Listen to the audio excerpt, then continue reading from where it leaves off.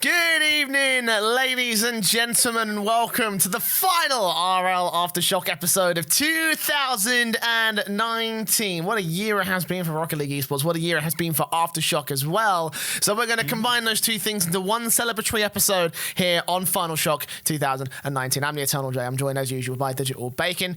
Have you had a good Christmas break yet? Have you survived the dog with hat war? What you shout? Like, you know, how are you doing? I haven't actually spoken to you since, you know, the last episode. So we were talking about this earlier, and my PC died on Christmas Day, so great present there. This is what this meme has caused, ladies and gentlemen, right? This is the casualty of war, okay? This is two PCs. They're about to go to the fucking dogs with hats, okay? That is what you have caused. That is what you have all fucking caused as a collective. Fuck all of you. It's not at all a 9-year-old SSD. So, yeah, my boot drive died, and last night, I've finally got in a new M.2 SSD, so it's a little minor upgrade, I guess, and like fix that coming into today. I'm still like only just worked out that I've got to turn off notifications in TeamSpeak because there's that woman that keeps telling me that Tractor's muted himself, unmuted himself, and it's really bloody annoying. Do you have that notification turned on? My God, mate, because it's on by default. Yeah, I forgot about it because, you know, Discord doesn't have that shit on it, whereas TeamSpeak's old, and I don't know, that was a weird choice from him. But anyway, we're taking a walk down memory lane. We're going to go over like everything that's happened this year, the major tournaments, aren't we, Jay? And yes, go through that as our final shot. But before that, we've got some news, don't we? Oh, yeah, the fuck we do. It seems that even though it is Christmas time, a time to be spent with family, away from the video games, we still have loads and loads of rumours pouring out. Thank you, Sonics, for a 4-week off window.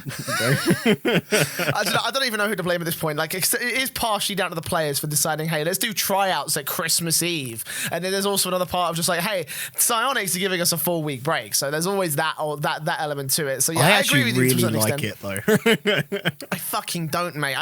I was getting over the last week, we've been getting so many sources coming to us, or so much information fed to us from various different middlemen and sources. Just like, hey, this shit's going down, right? You know, we've got this information about who's trying out with who. Drama alert. We're uncovering information based off of balltracing.com. You know, there's so much shit going on, and it's like I've been spent the last week just trying to have a good time. You know, just like chill out, have some Christmas roast, fucking, you know. Chill out and, like, you know, hang around with my friends. I was actually at a mate's place in Kent last night, which was a really fucking great time. We all just sort of like sat around and drank and smoked throughout the entire fucking a week of the entire night. It was brilliant. You know, just a chill out sort of like Christmas sort of celebration. And it's like, meanwhile, my phone's buzzing. Hey Jay, check this screenshot. Hey Jay, check this out.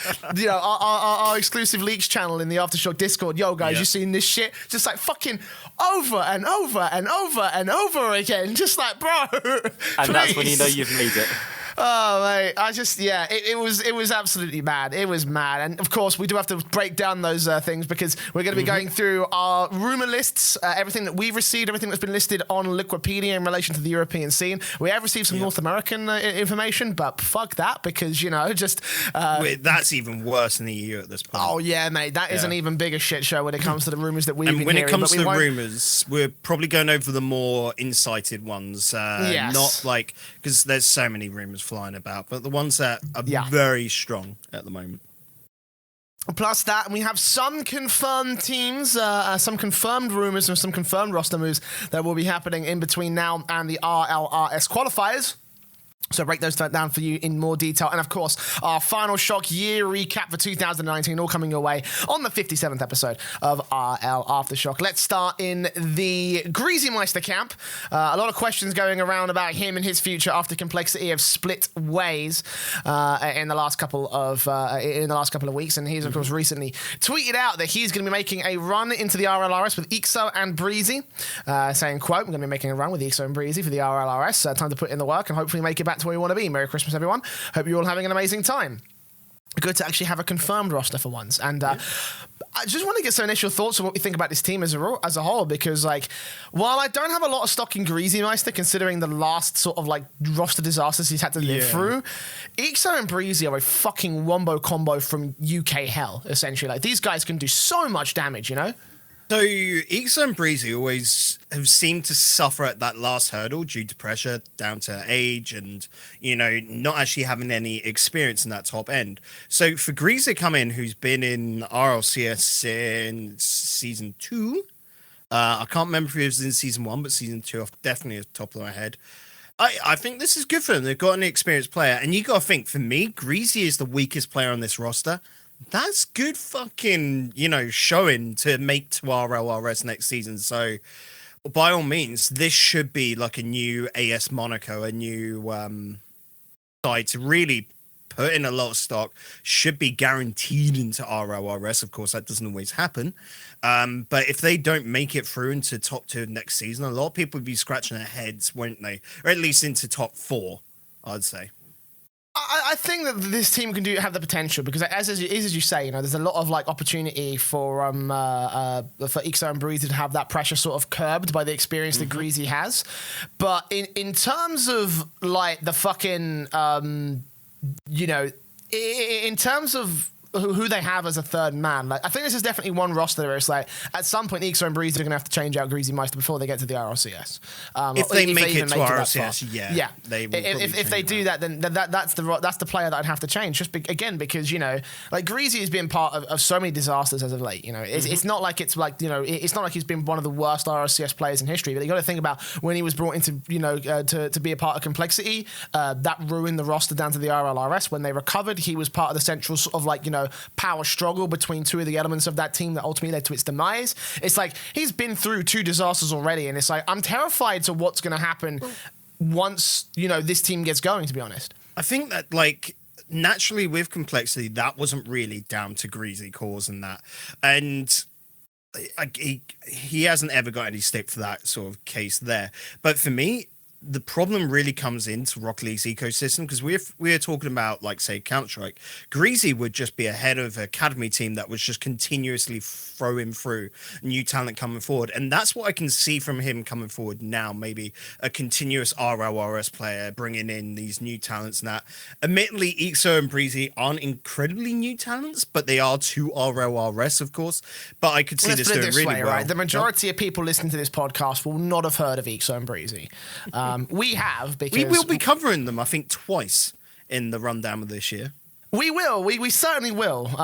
So you will get to know them by the time that you're done with this episode of RLAfterShock. I mean, let's be real with that one. Yeah. Also, another note, #Stand with Jay. Cheers, Trox and Taggers for doing that. That's pretty awesome. But yeah, no. And what's also awesome, I think, is this team. I think that this team can do. I think this team can at least make it to the RLRS. It's the future after that fact is what I'm mostly concerned of. I don't know if you agree on that one. I straight away said the new AS Monaco, so that's a big statement. I think there. I don't think I agree to that extent, but we'll talk about that when we come to do our preview in the next year of the RLRS, qualifier sort of preview show. Moving on, we're talking about the Discombobulators. They tweeted, "Merry Christmas, everyone. We had our present this Christmas. What have you had?" Virtuoso tweeting, "Best Christmas present ever," which seems to publicly indicate that, hey guys, they're signed apparently, which. Do you know what? Considering what the Discombobulators have done in this last season, I'd say that that's a decent fucking pickup, all things. This is also the one league I don't know who's picked them up, Jay. There's rumours, there's 3 different orgs that I've been told, but not a single.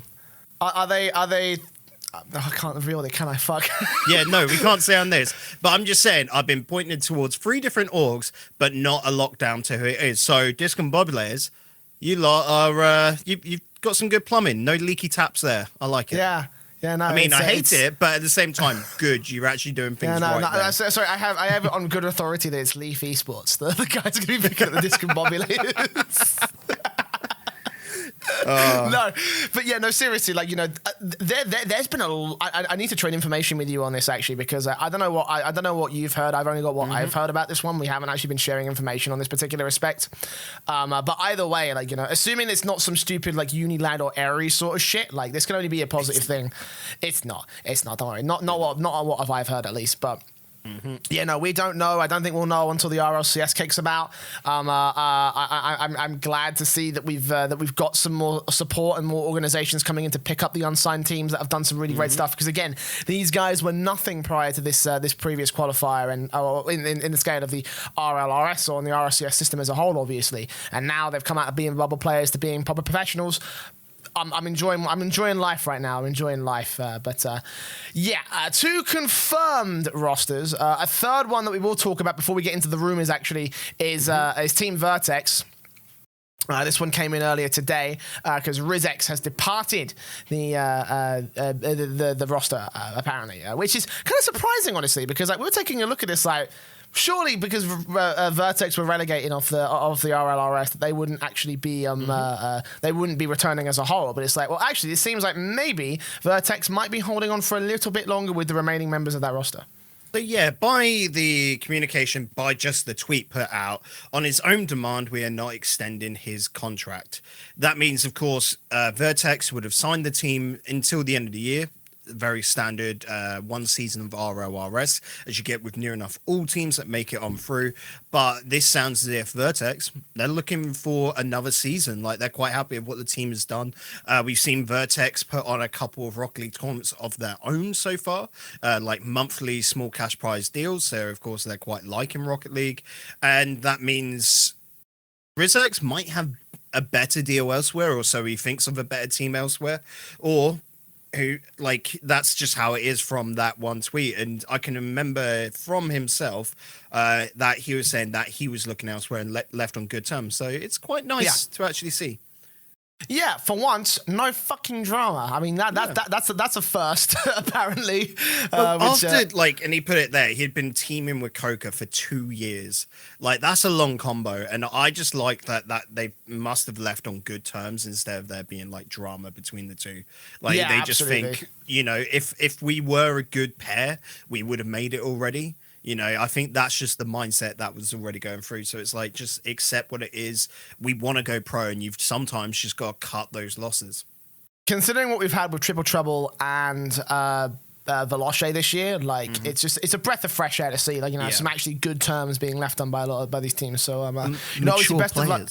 Yeah, best of luck to Rizex, obviously, going forward. And I'll be curious to keep an eye on what Vertex are doing because, you know, usually in these circumstances, this team and this organization will have dropped off our radar just like, okay, well, so long, farewell, nice to have you in one season and we'll never see you again. But, you know, this is again, a bit of a breath of fresh air. So I think the new question is, with the remaining players that they have, like, you know, with the breadth or sort of like, you know, of players that they could potentially pick up.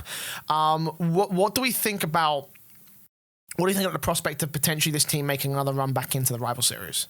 Again, it's always going to come down to who they pick up, because Vertex, I didn't have much stock in when they came through. Like, everyone was saying this was a super scary team. I felt like they were just Community Cup champions, you know, the 50 euros or weeklies that always go on, because there's a lot of grassroots tournaments going on in Rocket League, but there's nothing for the bubble scene as such. But these guys were always going through and just smashing those 50 quid ones every single week and really enjoying it. That's where, you know, I'm going to say made their money, made their stock. But when it came up to that bubble scene, I didn't have any sort of like backing for them. I didn't think they were really quite there yet. They made it through, proved me wrong. But then when it came around to league play and RLRS, they weren't really anything special.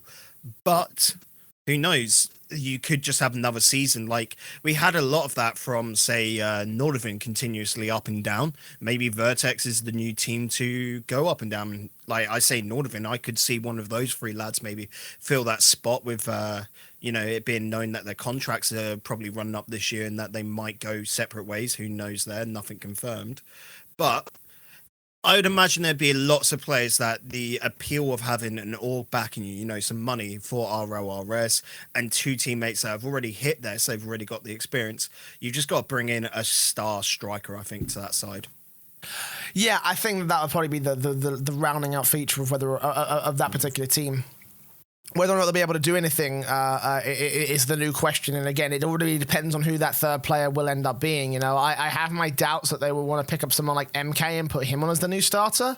Even though he has a little bit of experience in some of the lower level teams, I don't think he quite is that kind of like, solidified talent for the rival series level. They've got a lot of German players that they could potentially go to. So, you know, I'd say that there's potential again in what Vertex can do. But before we start measuring the potential, let's just wait until we see who that third man will end up being. But for the moment, again, a breath of fresh air to see, you know, no massive drama surrounding this whole fucking thing. It's just great, awesome, fantastic. And now we can get into Les Rumours. This is probably the bit that probably most people will be interested in for the news section, just because there is so much shit going on, Bacon. I actually haven't looked at the Wikipedia Rumours articles because it's always for the most part, it's just the stuff that we've been fed as of late. You know, for the most part, it is just everything, all the information that we've had collated in our own little private sort of like documents and such. All those things collated in a public manner, of course, without linking any of the major inside sources, which we're not going to do either. So, you know, we've got a lot of North American rumors, which we're not going to focus on, but the European stuff is the main things that we want to talk about. So I want to start with Mognus here. Mognus to be kicked from TSM. This one's registered as unlikely, which, I mean, I don't have any further details on how likely it would actually end up being. All I have is my source, who has been particularly reliable, backed up by another source as well, who's come out and who's contacted us as well. So to me, this one seems like it's at least on the table at the moment. Like, I should actually add, for the most part, all these rumors, they are rumors. They are, like, unsubstantiated. They are not solid sort of like, you know, confirmed roster moves by any stretch of the imagination. They are just, you know, the initial tinkerings of how we're going to organize rosters before making some final moves for the rival series qualifiers. But yeah, obviously TSM did need to make a move. It seems that they kind of agree that that Mognus would be the man to come in, and that's sort of like based off of the factor of another rumor that we got, that Alpha 54 is actually out. We'll talk more about where he's going to go in a moment. But assuming that Alpha is on the way I'd out, say that's the one you got to start on here, because that is the core, the catalyst to this transfer season is the thought. You think so? Alpha, is going to Vitality. That is what starts off everything. Vitality, of course, not having... They did well, you know, at LAN, but they were expecting another win. This is a team and an org that always want to strive for the best. They've hit that with Rocket League, and then they want to get there once again. You've got to think they've already got 2 French players. Scrub might be coming up to his end of his contract. We don't know. I'd imagine not. But they're an org that has money and a full French lineup that would be the strongest team with this change in the whole of EU.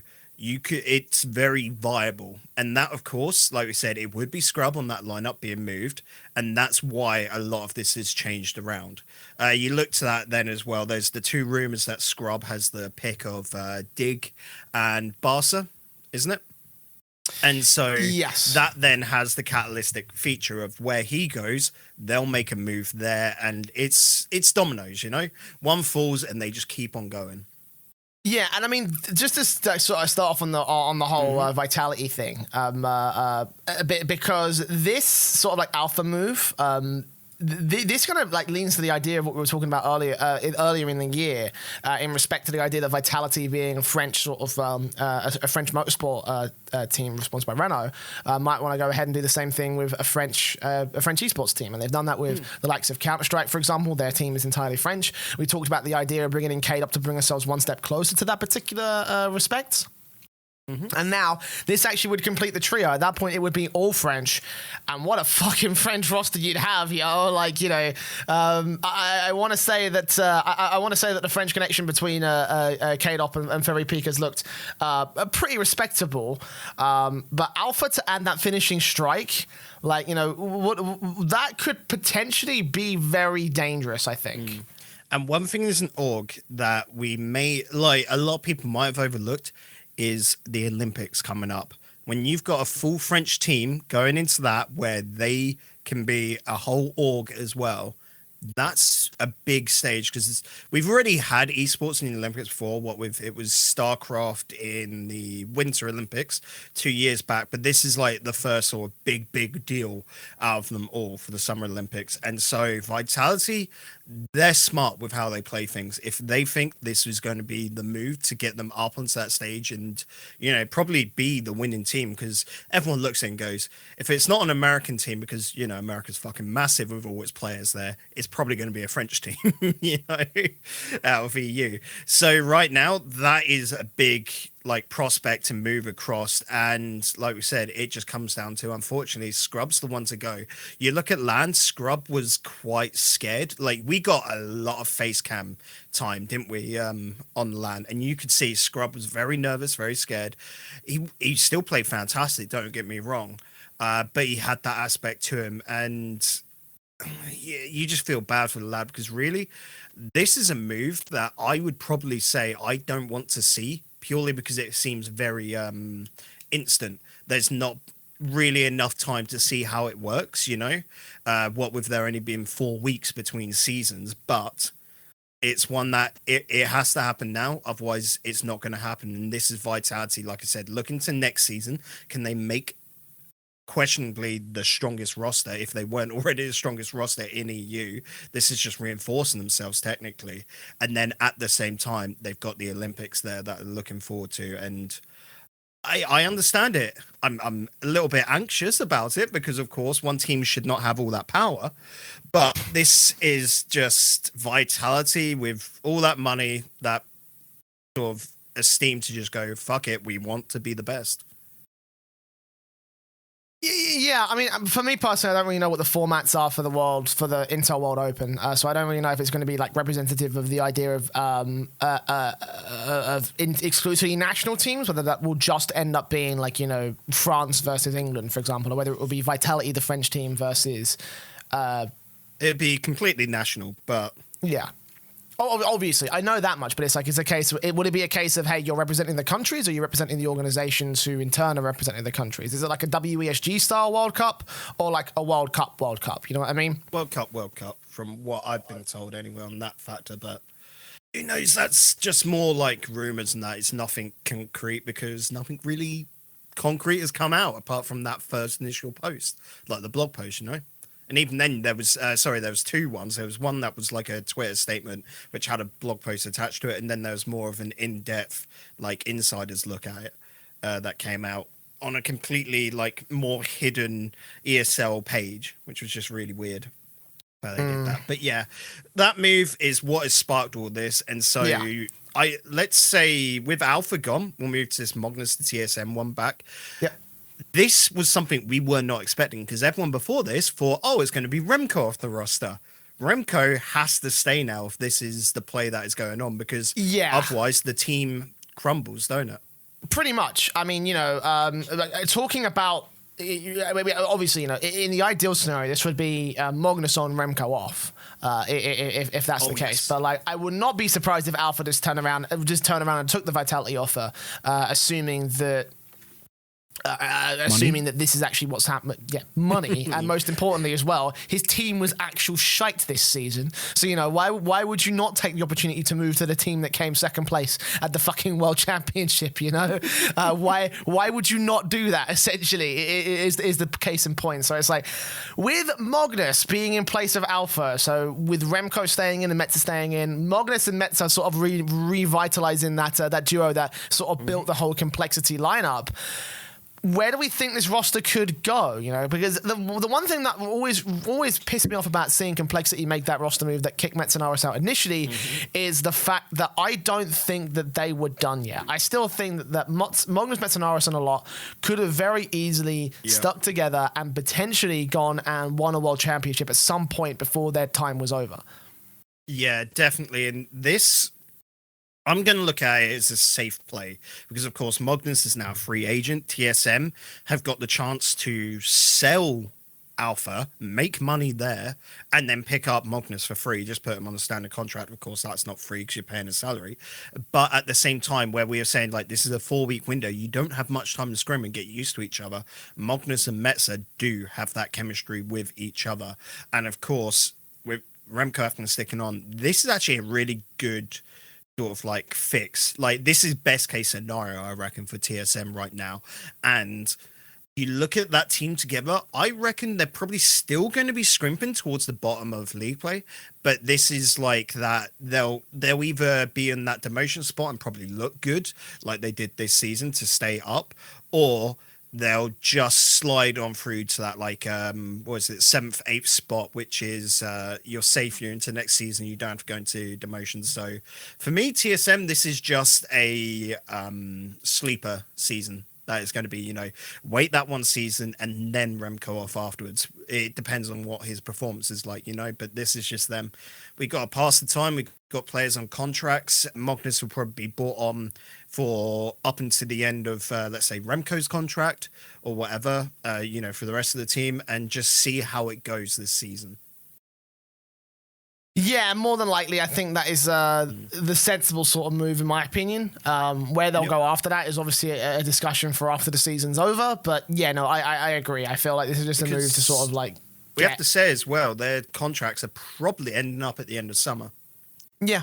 18 months. That'd be. Yeah, after this will be after the Intel World Open, after everything's sort of like, you know, calmed down with the you know, with the World Championship, and we have looking towards the season after the fact. So yeah.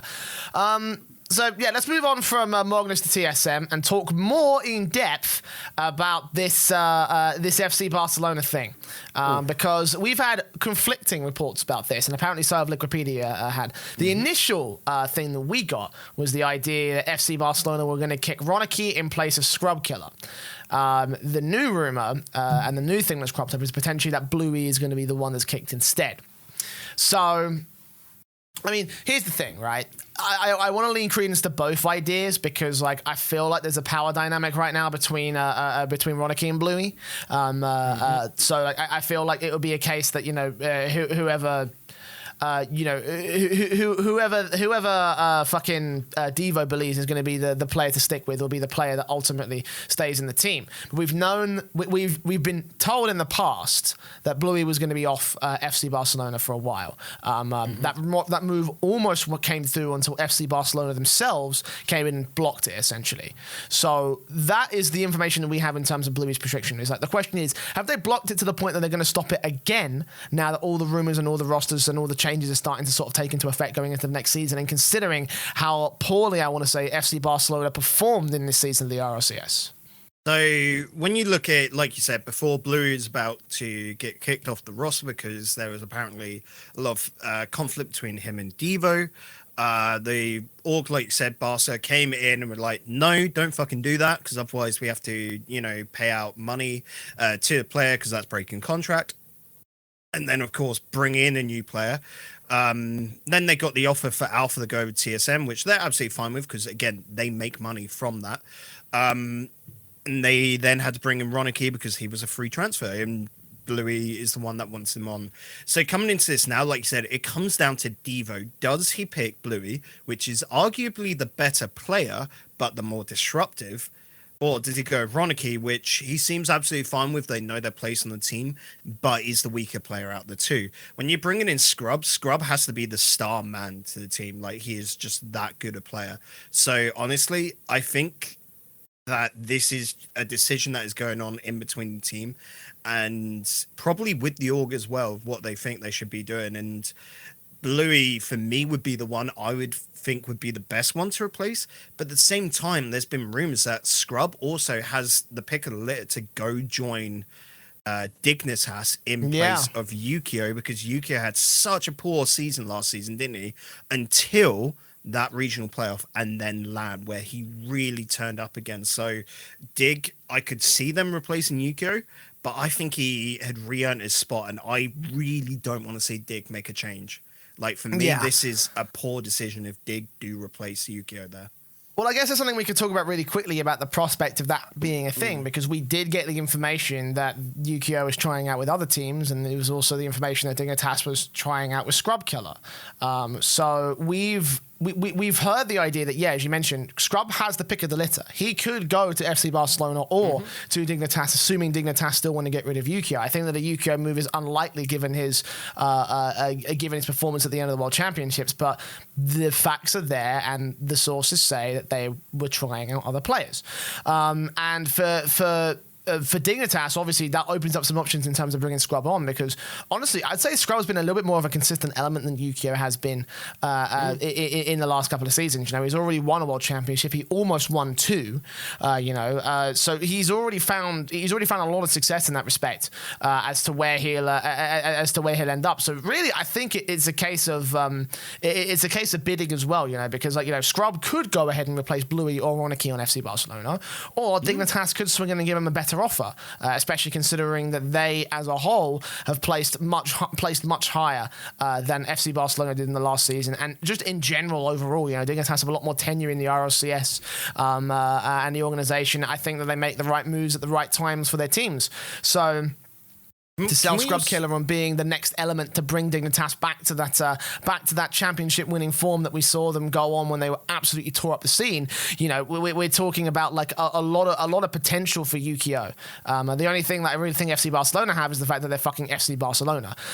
Whether or not that means anything given the last season of the RSCS, I don't know, but I'm not a player, so let that be what it is. Oh, and one thing that's not been reported, of course, on here on Wikipedia is that the possibility that a lot might be moving off of Mouse with whoever gets replaced. For me, that you can see the likelihood of it again with both Yukeo and Ronaky having experience with the team previously. Of course, Yukeo from the flip side days, Ronaky with speed on Triple Trouble.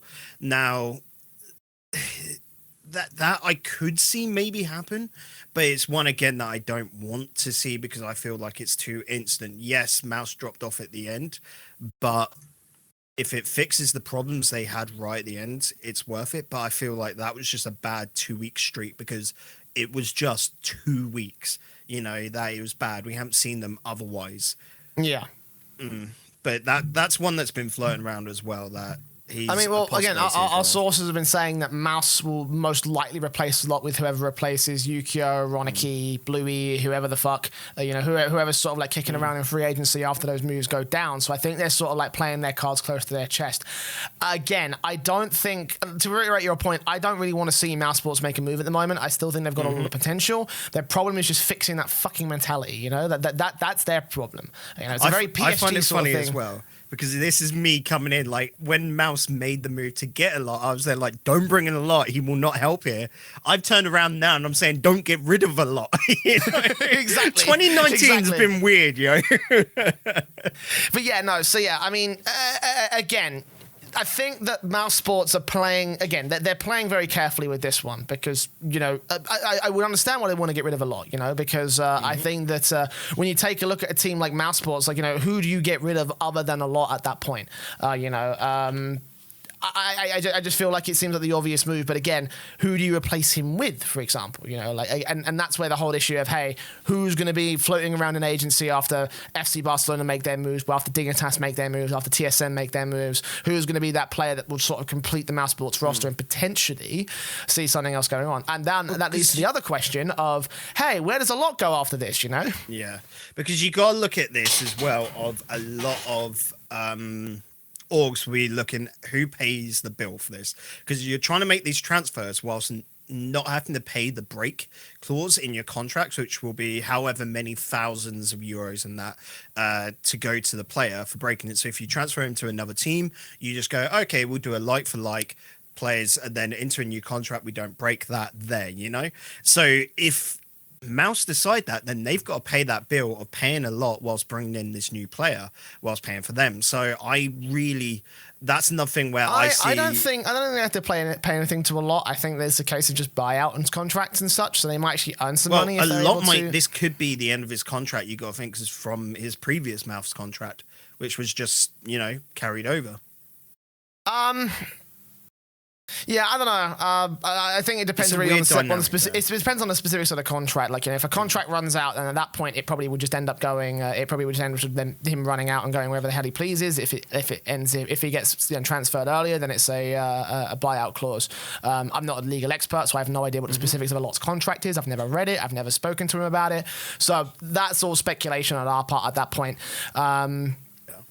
But yeah, no, again, we'll see what happens with Mousesports. It seems like they're also going to see what happens with the rest of the fucking scene prior to that point. But something that we can almost nearly completely confirm is the method move. For a special shout out in particular to the Drama Alert community who've been posting in their fucking, who've been posting in their Discord, and obviously this made it to Drama Alert Twitter. So a shout out to you guys for doing our fucking jobs for us, because this little screenshot got leaked from Ball Chasing. Oh yeah, also shout out to Tylactor for not making this private, because obviously Good job, letting people see the scrims. Exactly, it makes life easier for the Rumours. Like, it makes life easier for us rather than have to go through and verify fucking sources. Whereas you can see right here that Tadpole and Rix Ronde are playing with Monkey Moon. Yes, thank fuck. It's happening. It's finally happening. After 6 long months of complaining about this fucking duo, it seems like Borito B is on the way out.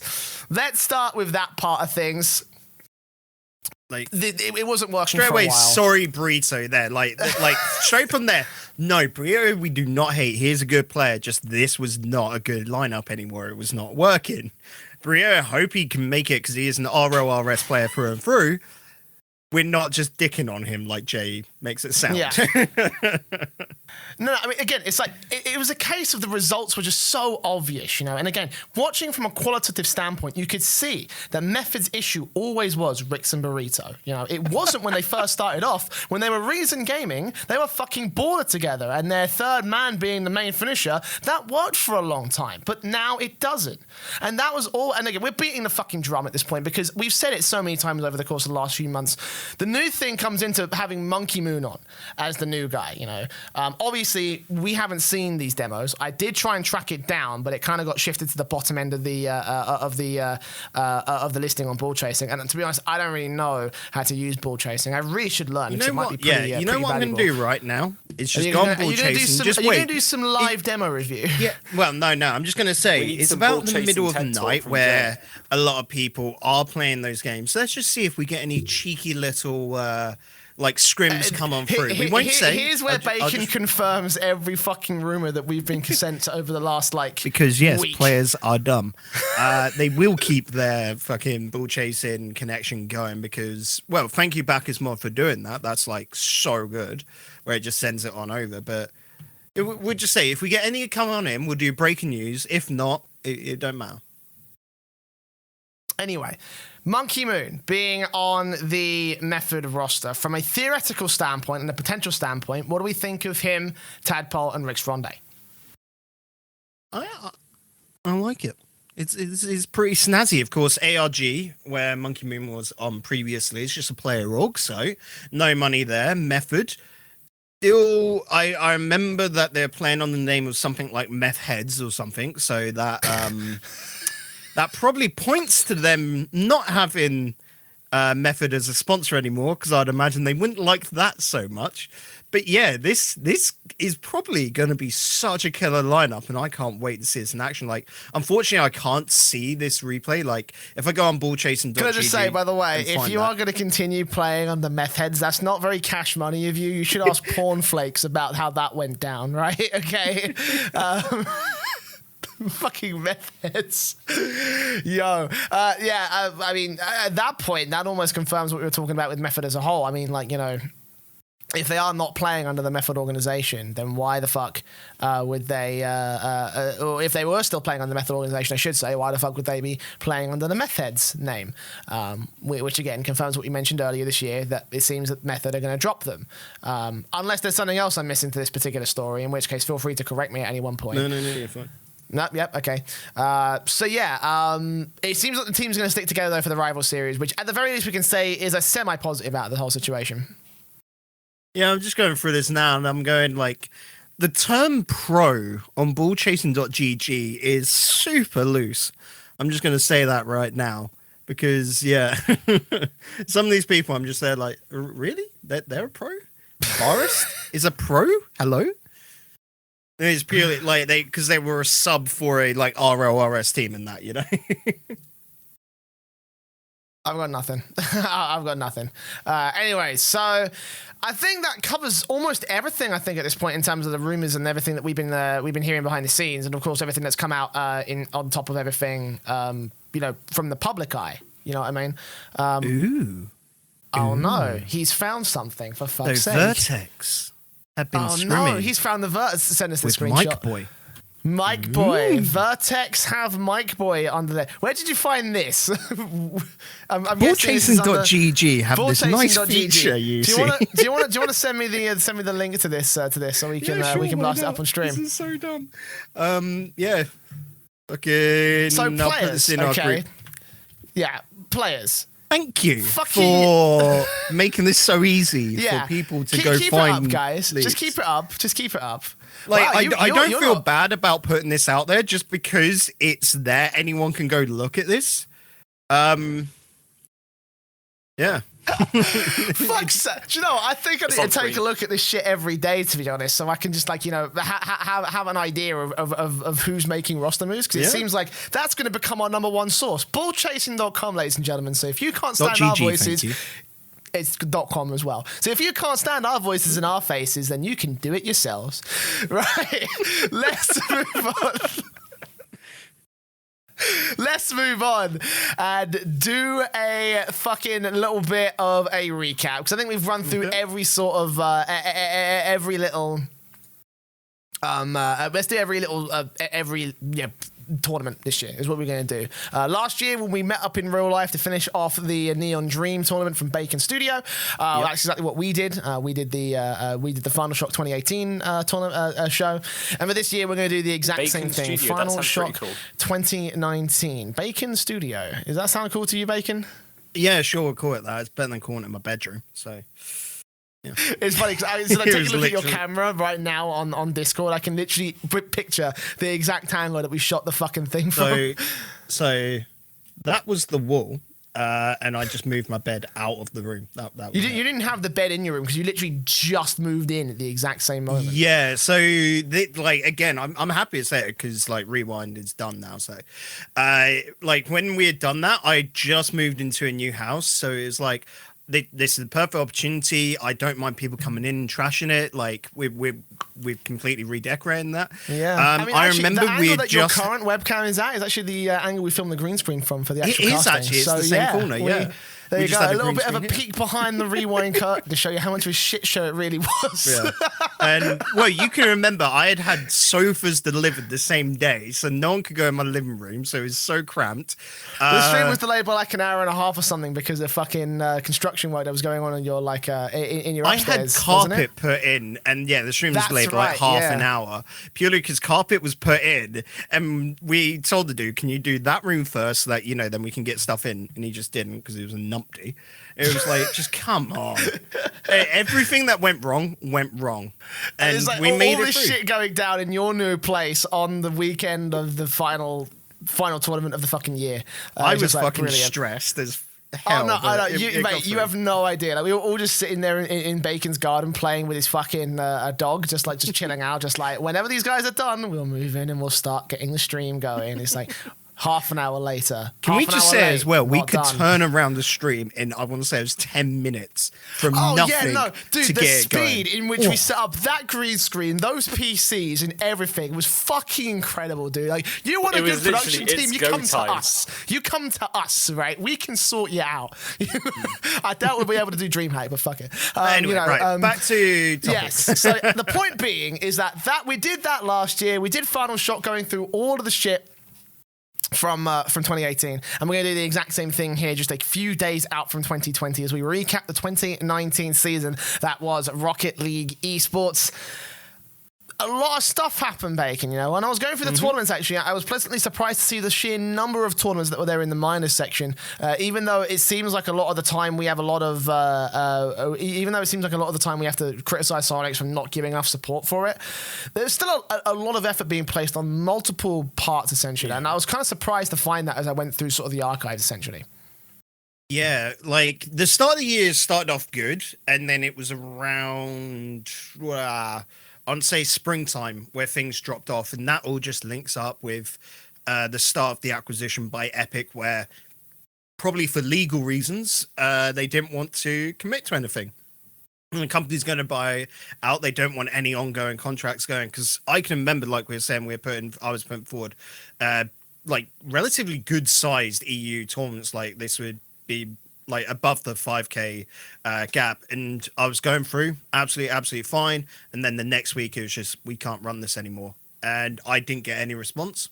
Found out later, of course, but it was just there like, oh, if only we had somehow got that like signed off a week earlier, and that really like pissed us off that it was that hard. I mean, do you know what, like that article came out that I mentioned of last week's episode, and like, dude, like, Andrew, release the transcripts for that sumbitch. Release the transcripts. Don't butter it up. Like, they were chatting shit the entire fucking time, and you put out that article essentially just saying, yo, everything's fine. It's not fine, dude. It's not fine. It's not fucking fine. There's no reason for it now. Oh, yeah, absolutely not. Anyways. But Jay, the 5k prize pool cap helps the community. Doesn't. We've been saying this all along. I put that out on the fucking on the Reddit thread for that article as well. It was like, we have the rules in place to help things run more smoothly. Bullshit you do. Bullshit you do.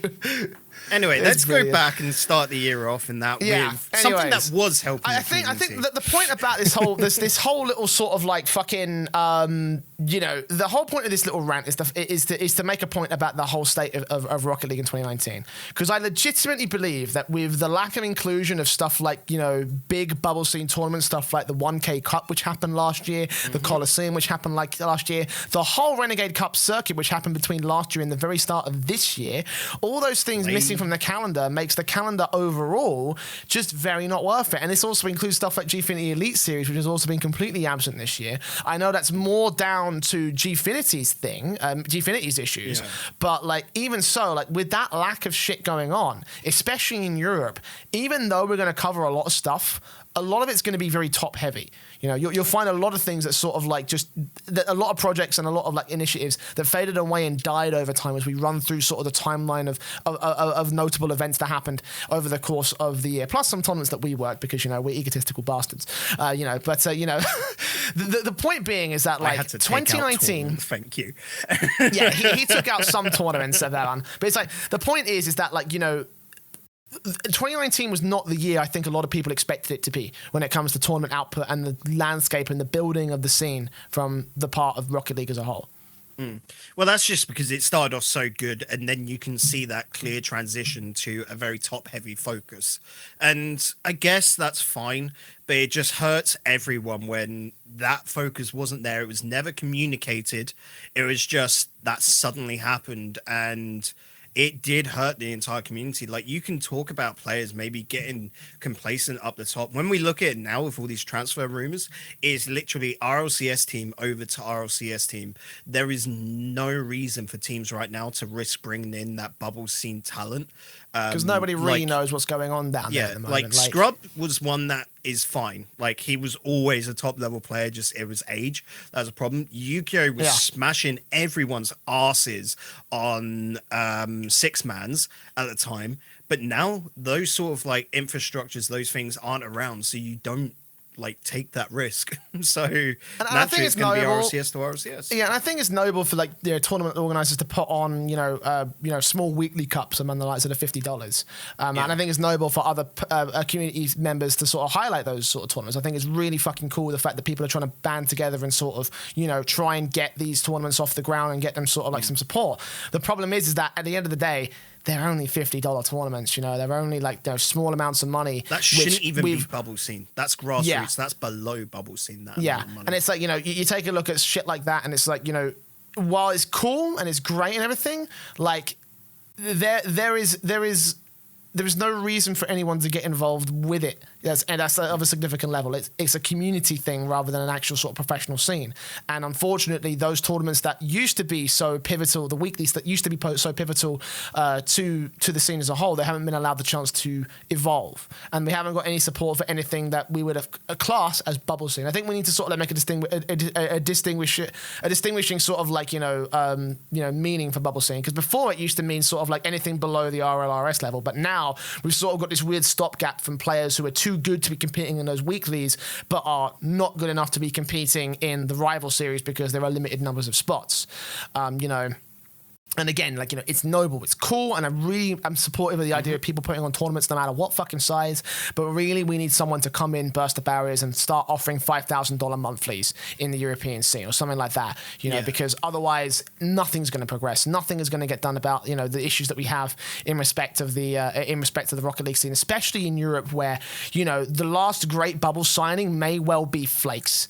That might be it. And it's like, is that really the guy we want to represent the bubble scene for the rest of the fucking time? Honestly, I don't think so. I want to see more players coming up out of the woodwork. We talked about Breezi and Eekso earlier today. We talked about so many players down the lines in terms of, like, some of the very small tournaments that we've, covered over the past year and a bit, essentially, of doing RLAfterShock. It's like, why not? Why not? And again, you're going to see a common trend as we go through the year's worth of tournaments, in the sense that we're going to have some nice, awesome bubble support at the start, and then sweet FA towards the end. And all the regular sort of names that you'll see running tournaments, they're going to taper off and they're going to die, and we're not going to see any of those things by the time we hit the end of our list, Yeah, the only bubble support we realistically have right now is the Nice Cactus Cups. And they're weeklies, 250 euros, is it? I can't remember the last time I saw the prize pool. But yeah, like, that's a relatively, for a weekly, that's fine. That's what you want. It's like the old Gfinity sort of prize money, for their weeklies and that. But that's just once a week. And then there's nothing really of a bigger level, because you got to think the viewership you get through those, and it's pretty much just run by the Rocket Baguettes. We're not getting a big monthly tournament that can actually get all eyes on these players, because those weeklies don't actually draw a massive amount of attention, do they? Yeah. So let's talk more in detail about the year, essentially, because I think we've talked a lot about how the bubble scene is affected, as we have done throughout the fucking course of the entire show, essentially. But let's do our year recap, because despite the fact that we moan a lot about the current state of Rocket League, there were some awesome things that did go down. And the year started literally the day after the year started. I'm not kidding. I remember coming back from the Epic Land Stealth party that we had between 2018 and 2019 on the 1st of January. Completely shit-faced because we were drinking for the entire 5 days. It was a 5-day bender, no sleep, no surrender sort of thing, So I got back on the 1st of January, and then we started doing the group stage for the Ember series on the 2nd of January, and that was a really fucking cool little time. Me and Jam were working on that tournament alongside the rest of the Copenhagen Flames guys. It was the last of the Renegade Cup monthlies that were put into place, the last of the community tournaments. It was a really fun little time, and I feel like it's a great little place to start, obviously, because I feel like this is the last sort of hurrah almost for the for the big sort of how the fuck am I trying to say this? Big bubble scenes. It was the big bubble scene sort of stuff. It was the last hurrah for the Renegades. Yeah, and I'm just going to quickly say now, in this one, Flakes was playing with Tater and B-Peak on Weekend Bros. This was the last time before he got on Complexity, and no one really cared about him on this team. I just find that it's funny crazy. because this is around about the time that a lot of the rumor mill was turning, suggesting that hey, Flakes is actually going to be picked up by Complexity by this point. I remember hearing about it while we were working on the the Ember series. I did, that's where I got the information from initially. So. We heard about that and we were like, well, let's see what the guy can do. And lo and behold, he was the best fucking element of Weed and Bro. So yeah, he had every right to get picked up by Complexity by that particular point, So we were looking at it he's going to be our man to watch now that he's got a ton of pressure onto it. And comparing him to where he comparing the talents around him, he really lived up to the hype, I feel like, in this particular tournament. The team that I really wanted to highlight though out of this one was the actual eventual winners, ARG. Because throughout the entire course of the playoffs, when we realized actually that they were the last team sort of standing, team that had like no points in the whole system. Like we were saying, look, they've got to go through the whole bracket. They have to make first place, else they are not going to have a chance to do anything whatsoever. And ARG continued to impress and impress and impress. In particular, they actually got a reverse sweep above Savage and then beat the Epsilon guys, Built Jadam, Weird Bros, and then the Schnoozers, who we completely thought that they were going to be the team that ended up with the win in the Ember series overall. They managed to just run through the lower bracket essentially from the first round and beat every single step along the way, you know? It was, a massive ladder to climb for them. And who did they lose? I got the part. Jesus, that was a team that should have gone far in this one as well because they were looking so good. Reclusive, Virus, and Clean. Like, I was so hyped for that team. Hopefully, it can come back. They didn't really do anything great in the play-ins for last season, but yeah, that was a team that had a lot of hype around it as being like a UK-based team with an Englishman, a Welshman, and a Scotsman. But yeah, ARG dropping there and then just completely going through. And like I was saying, like the Weed and Bros guys going through the upper bracket, knocking down Savage dropping to ARG as well. Like you think about that now, damn. Like this was back when ARG could take down Savage. They've fallen a little bit from grace, and then like Built Jadam, that was a great little roster there. Like you look back to this now and it's like so nostalgic to be there. Like, oh, these were some really, really cool, like going forward game. Remember Lindo, Polar and CKS? Like that was a crazy good roster back then. I still remember this was the original sort of like origin story of ARG because they formed for this tournament. You know, they formed exclusively for the Ember series, and then of course they ended up going so far as to win the whole fucking thing and then make a spot now for themselves permanently in the rival series, it seems like, you know. So like that I think is the coolest storyline to come out of this one. But like I think, you know, that, and if they did any less they wouldn't have got a spot. That is exactly. That was the one story we kept building up, you know. And it's like, you know, I miss tournaments like this, man. Just like, look at the fucking names that were involved. Everything from Savage being Bluey, Alpha, and Devo to Swedish Muzzycock or Nick's Meaty and Mug, for fuck's sake. You know, like, again, chances are, if you listen to this podcast or if you're a recent joiner to the podcast, you've not heard of any of those names, essentially. You know, like, there's a good chance that you wouldn't have heard of the fucking, the bus drivers. Not Pondex, come on. There's a good chance you wouldn't have heard of who the bus drivers was, who you may know Relating Wave now, obviously, but you wouldn't have known Sharp, you wouldn't have known Calzafe, you wouldn't have known Frozen, for example. You might have known just Distan, potentially, depending on how OG you are. But it's like, you know, all these awesome tournaments are sort of like smaller level sort of teams and players jumping on to take on some of the big dogs, you know, and especially getting some upset victories as well, because one of my highlights from this tournament was the fact that Savage got reverse swept twice in one day.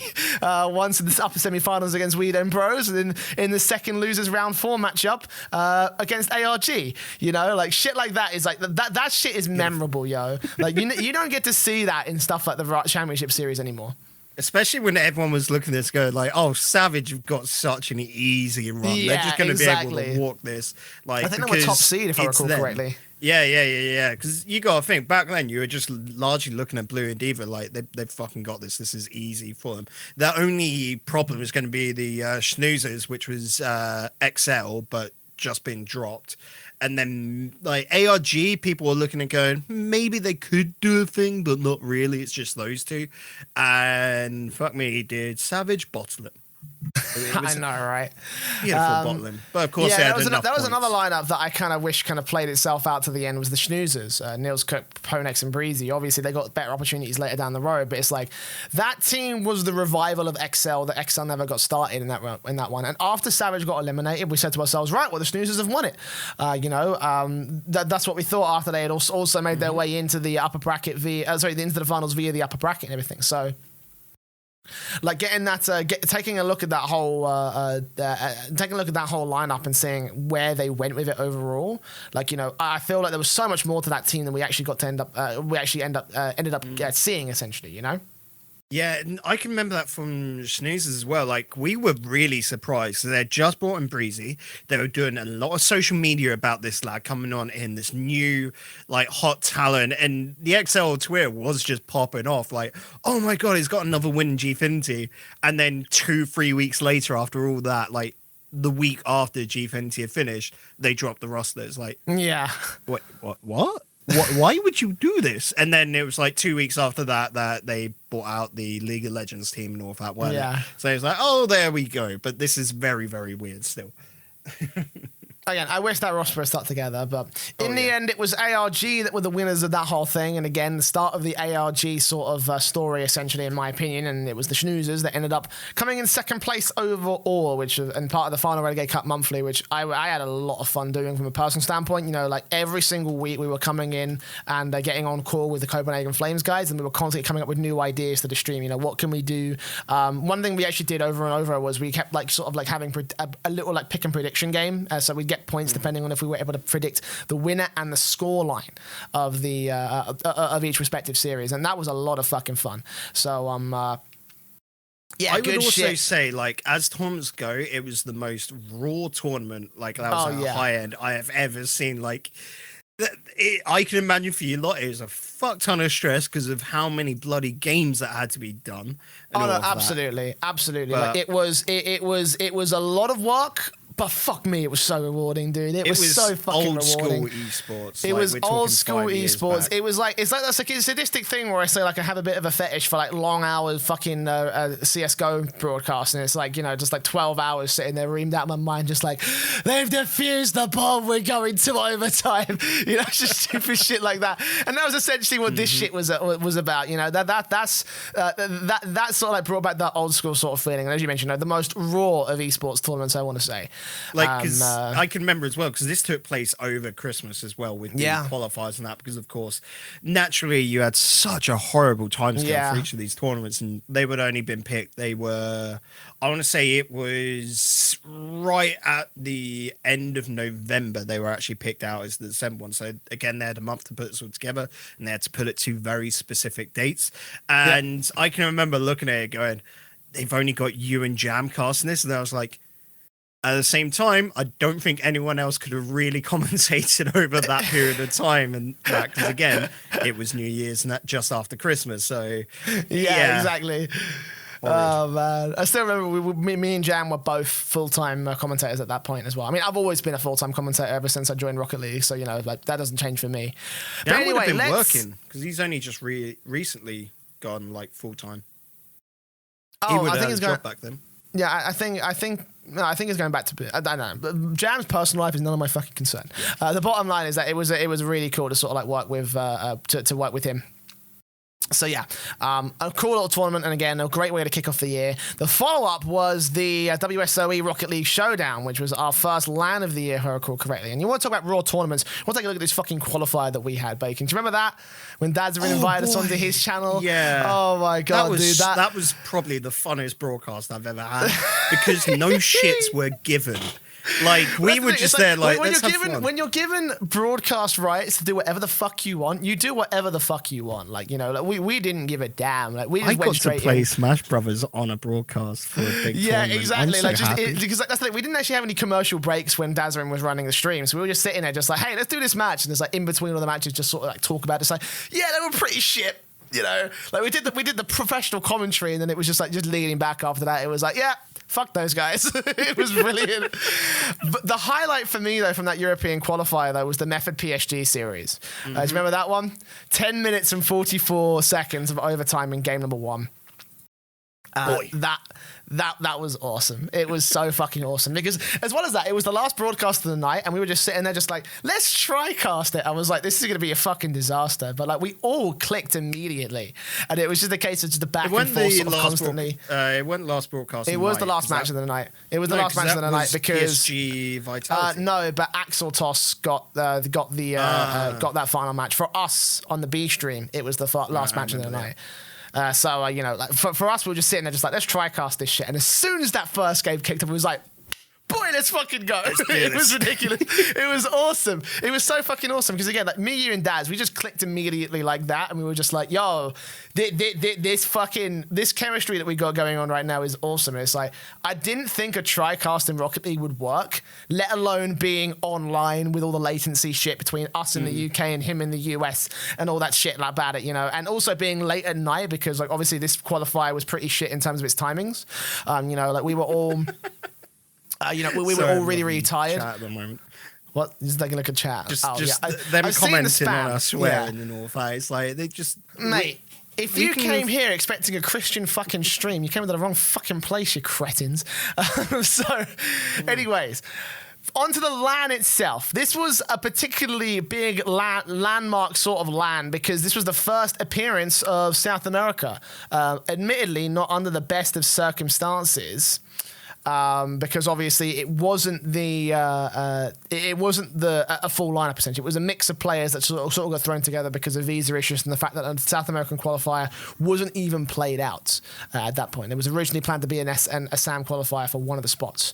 But this was sort of like, again, the opening moment because we knew that South America was coming into the championship series. We thought there was going to be an introduction there to allow them the opportunity to compete at the championship. So this was sort of like the first sort of like the testing of the waters, I want to say, you know? Also, it was like, because this wasn't really organized that well, the South American team were TBD. They took that beautifully in their stride. And it was literally the first 3 players that could get visas. That was pretty much it. But they did fairly well. I mean, they only got 1 game, but considering the teams they're going up were realistically the best in the fucking world, they did pretty good. Like, you look to Chiefs over in the opposite end, and they only were able to take 3 games. So, damn, we were all looking there and going, okay, they can actually do stuff. We'll see how this goes later on down the lane. This should be a good year for San to suddenly like start making the start of the run that OCE did. And I think a lot of people are also very surprised that Chiefs bottomed out of this, didn't they? Really? We were expecting a little bit more. In hindsight, yeah, I guess you could say that this was after they had just done nuts and got 4th. In hindsight, I guess you can sort of see this as the start of the rise of Sam and the downfall of OCE, essentially. But at the time, I think a lot of us were surprised that they didn't even get a single series victory. You know, especially in some of the teams that were there, like Afterthought obviously weren't amazing at the time. Everyone thought Flipside were a meme at this point as a one-off. Yeah, because they just brought in speed. Because Yukeo went over the dig, so it's like, oh, we don't expect anything. This speed kid from Triple Trouble is just subbing on in. And oh boy, did he sub in. Oh, yeah, he subbed into the fucking championship, bro. Mate, WSOE was just speed. That was it. Everyone fucking loved this lad, and he cemented himself as a top-tier player and personality. One of the very few personalities in Rocket League, yes. Yeah, no, I mean... That was the thing. That was the big highlight that sort of came out of WSOE at the time, was obviously the fact that Speed was a sub. He came in on the Flipside Tactics, and he worked with them. And we were like, where is this team going to go? We don't really know. What was the situation surrounding Yukeo's sort of disinclusion in this one? Cooksif forgot his jersey. Cooksif forgot his jersey. I think that was another big fucking meme as well. And like. Remember, as you mentioned, a lot of people did not take Flipside Tactics seriously, and then lo and behold, here they are winning the fucking WSOE Rocket League Showdown, which was the last LAN event that they would actually end up winning as a whole. Which, I mean, I think they did compete. The last LAN they appeared in as well, actually, thinking about it, because I think that they were at Leipzig, actually. They were in the top 8 of Leipzig at the time. So...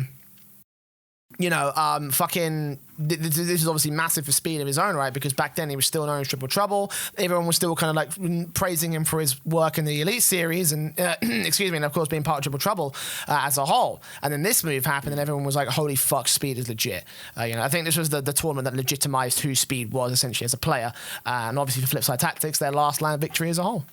And the one thing I found funny with this as well is just showing that we're going to put it out there. Most teams played shite this entire weekend of WSOE. It was not a good performance. And it showed that open bracket tournaments like Dreamhack really put teams through their paces, because when it comes down to like there's not really much in the table, everyone's just there more to have fun, then the players don't really perform. It was just the players hadn't matured at that stage, by the time that Beyond Summit comes around towards the end of the year. But here, it was just quite funny that Flipside were really pushing the envelope, and it was great to see. Also, we had those really, really weird, nominations over, Twitter interactions and that shit. Oh, that was super odd, where no one had figured out how to engage with the Rocket League community at this point. You know, nowadays we just know you just got to get a dog and put a fucking hat on him. But you know, back then it was just, who knows, the most liked goal, clip our Twitch and put it out there. If you know, and the player will get that money. No, you give it to the lad who clips it. You don't give that money to the fucking player, because no one gives a shit about that, you know? I mean, yeah, you know, with the whole with the whole fucking you know, the bounties thing, I think that was a little bit ridiculous. Like, there's you know, stuff like the Golden Grill and the Goal Guardian and shit, where it's like the highest number of goals or highest number of saves in a single game or whatever. You know, there's fair play to that one, but like, you know, some of the shit that they did to try and like fix things was obviously like not ideal. You know, the viral award was one of them. I think the other one was, of course, that shit where they switched games in the middle of games, and it's like, oh, that, what the fuck?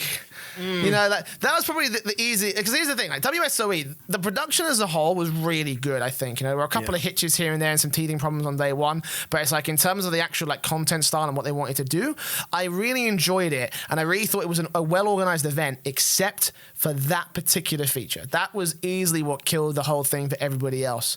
And the fact that the casters didn't even know what was going on with that. And just went, yeah. You could feel the hurt from that whole particular concept, and it's like, why would somebody do that? You know, especially like a team like WSOE, who have like a lot of like, you know, respectable people in them. You know, like Richard Lewis obviously was the head of talent at the time. They had Munchables on there, a really good friend of ours who we've worked with a couple different times in the last few in the last year, who's a really good caster. He's had a lot of great experiences, and he was doing he was like one of the heads of production for that whole thing. And it's like, considering all those guys are on board, then who was the guy that made the decision to do that? Because like, I don't think it would be those guys. I don't think it would have been any of those guys. It was very weird, very fucking weird. Please. Yeah, I still don't understand why. I still don't understand why, man. It was a little bit. Yeah, I don't know. I'm just looking at this post that Lucas put into. Oh, has he managed to dig out something from back then? Okay. It was like a really odd rule book essentially to it all, and no one really known what was going on, which it just looks bad towards production. But moving on, we've got to keep going, Jay. I've just realised the time, and we're too into this. Yeah, have you got a hard out by any chance today? No. Okay, good, yeah. But yeah, no, I think WSOE, if it was to return, I would like to see it sort of drop some of those elements, but it's like, you know, in terms of the potential of it, obviously it's Which, can we just say, remember them saying on broadcast, we'll be back in 2019? So, tomorrow or Tuesday? That's all you got, guys. New Year, lad, let's fucking do it, boys. Could you imagine that? Just suddenly the announcement. Seeing the new year with some Rocket League. We've suddenly flown in all the players without telling a single one of them. Like, just kidnapped them during the night into Vegas. Like, in fairness, I don't think they explicitly said that they would be a part of. I mean, Jay's got the Vegas vibes right now. Oh yeah, I'm wearing a Vegas shirt. Good point, Fighter. Thank you for pointing that out. The thing is that, you know, what the fuck was I saying? Thanks, Tractor, for interrupting my train of thought. What was I saying before that whole little like thing? Sorry. I don't think they explicitly said, "Hey, we'll be back in 2019." I think it was actually a report from somebody who posted it out was on their one article. of the commentators, and not the commentators. It was the girl that was doing it. Accidentally, like, said, we'll be back," or something like that, which everyone took. When I think she got told off like afterwards. I think we're gonna need a clip of that. Actually, I can't really remember that, to be honest. New Land's Eve, it is so perfect. Yes. I think there's a Smash tournament going on at the moment, and I was just looking at it going, you're crazy for getting a tournament going, like, out in France. No, do you know what? Here's the thing, right? Fucking, there were CSGO tournaments running on fucking Christmas Day, so do you know what? Like, credit to the Smash community, like, fair play. Right now, yeah. Faceit are doing reruns. They're not actually doing anything significant. They're just rebroadcasting the ECS stuff. Oh, Star Ladder have got one going. Yeah, StarLadder are running a GG bet tournament, but I digress. The point being is that we're going to move on and talk about an online tournament now. One of the last great online tournaments, I want to say, from Rival Esports. this was the all-platform tournament, because one of the other things that happened very early on in the year was Psyonix opened up the cross-platform play. As I say, they had a couple more after this, but I'm just saying one of the last few that Rival ended up running. And this one was a bit of a minor tournament, but it had a couple of notable sort of good Zoom tractor. Yeah, teams at the time, the likes of Nordavind, Exalti, ARG, MCon were there, Xenomoon were there, Servet Geneva were there with their international roster that they had just picked up at that time. They had Villarreal at CF, which is a team that is now completely fucking irrelevant. I think most of the players there are also just as irrelevant as well. But at the time, obviously, it was a significant little showing, because again, this was the first tournament that was ran that included all platforms involved, and that included stuff like the Xbox, which was new, and the Switch version that just got released at the time, alongside the PC and PS4 versions. So, in terms of its involvement, I think this one had like one of the highest signups that Rival ever got in terms of its open sign-up system. And this was largely aimed at the bubble scene. Like, this is what we're talking about having bubble scene tournaments, and Rival always been run them. And you can see, like, the class here, you look at them right now and you're like, these are a lot of good players. But yeah, just below that RLRS badge, like Xenomoon coming into this was the team everyone suddenly went, holy shit, like, what? Coming. This was just before, like, I can remember them against Gangclang, I want to say they were called. Yeah, Wolves on the Moon, Eversax, and Demensa. Like, we suddenly saw them there, free term down. We're like, okay, they could do some cool stuff. And Nordvin were actually popping off for once in a while, and this was just after they brought on data to the roster, so we were hoping that was the team fixed. ARG, of course, just off the back of the Renegade Cup, just before they were going into the finals, of course, and they just completely smashed out of park here, so everyone was there like, oh damn, Spain are here to absolutely clap. And it was just a really cool cup, just seeing like all the I want to say small faces, all the bubble teams like really turn out, and it was awesome. Yeah, absolutely. I think that was one of the cooler things of part of this whole thing, is that even though it wasn't like a major sort of like big tournament with all the big teams, it was a cool little sort of like thing to highlight sort of the bubble scene stuff. And around at the time, especially with the Renegade Cup going on, I think that was that it was a cool little effort. And again, everything in regards to the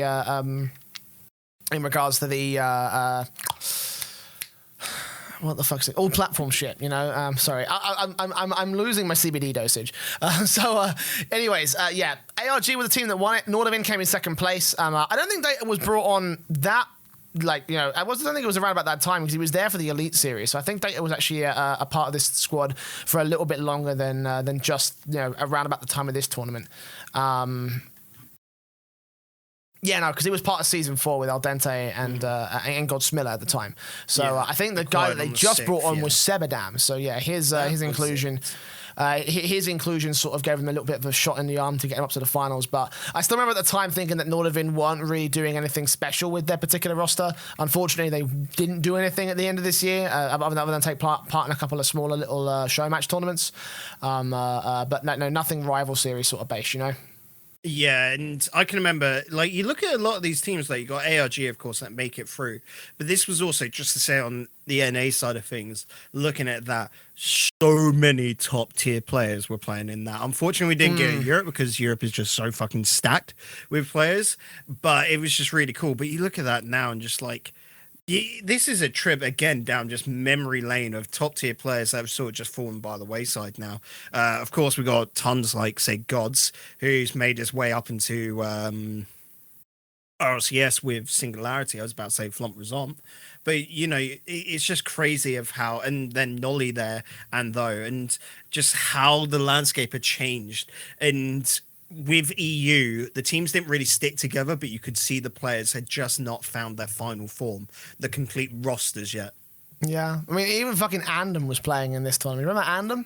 Yep, he was good. He's quit RL now, so he's not relevant, to say the least. What shouldn't be relevant either? It was really he became a model or some shit. I can't remember off the top of my head. I don't know what he's doing now. I've not followed him for a while. But the bottom line is that, speaking of irrelevancy, Renegade Cup Finals, which... fucking... I still remember this tournament, man. I still remember when this shit kicked off. Because, what was it? Europe's involvement in the EU Renegade Cup Finals was essentially you and Jar of Jam, and I think there was a third person that was brought on to write those articles. You guys wrote some articles essentially. Just like, IRLeak. Yeah, IRLeak, yeah. So you, Jam, and IRLeak were brought on to give quotes about the EU teams involved. Go on. With it was Gilly. It just wrote to us in the thing, just saying, "Oh, do we have a couple of some of you community casters that can write about these teams?" And I'd wrote it out like an article, and like just one of the, I want to say 4 or 5 paragraphs were just copy and pasted in. That's just what happened. So I remember looking at it and going, I like that what I write doesn't have to be edited. I feel like if they came to one of you guys and said, just write an article, like, a good article about, about like the teams competing and their potential, like that could have gone down so much better. Because I think that honestly, the article at the time was a bit of a fucking It was 2 paragraphs. That was it. It was 2 paragraphs essentially saying, here's X Secret, here's Triple Trouble, everyone else is irrelevant. Essentially, that's what it was at that time. I remember I dug into Jam and RLeak so much of that because they picked like just the obvious teams, and I was like, oh, here's these other teams and all of that, because that's what it should have been about, like the teams you didn't know.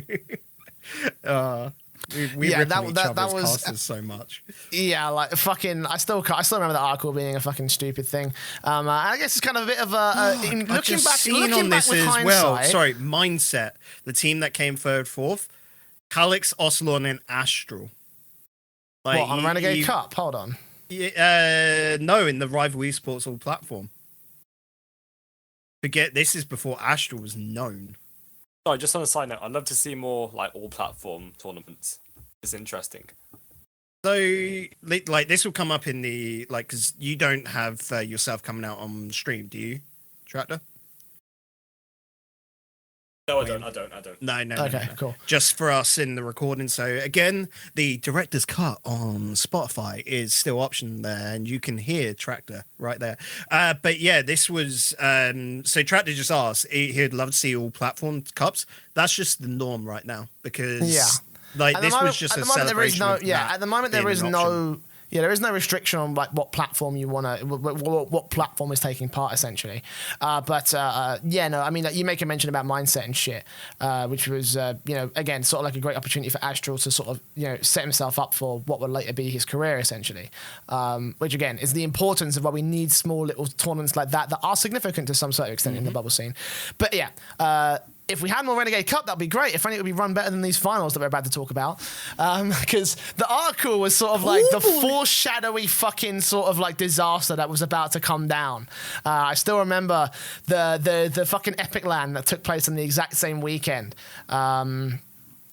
That we were there doing a little bit. Bacon was really ill at the time, but I went up to the CSGO area, which I was sort of like being team manager for. I was sort of like jumbling in and out because I was like part-time commentating Rocket League, part-time commentating Counter-Strike, but I was also the team leader for the Counter-Strike sort of broadcast team at the time. So it was like a very fucking weird time for me, but I had a small opportunity to open up the laptop and take a look at the Renegade Cup Finals. And I remember the first day of the broadcast being complete fucking shit.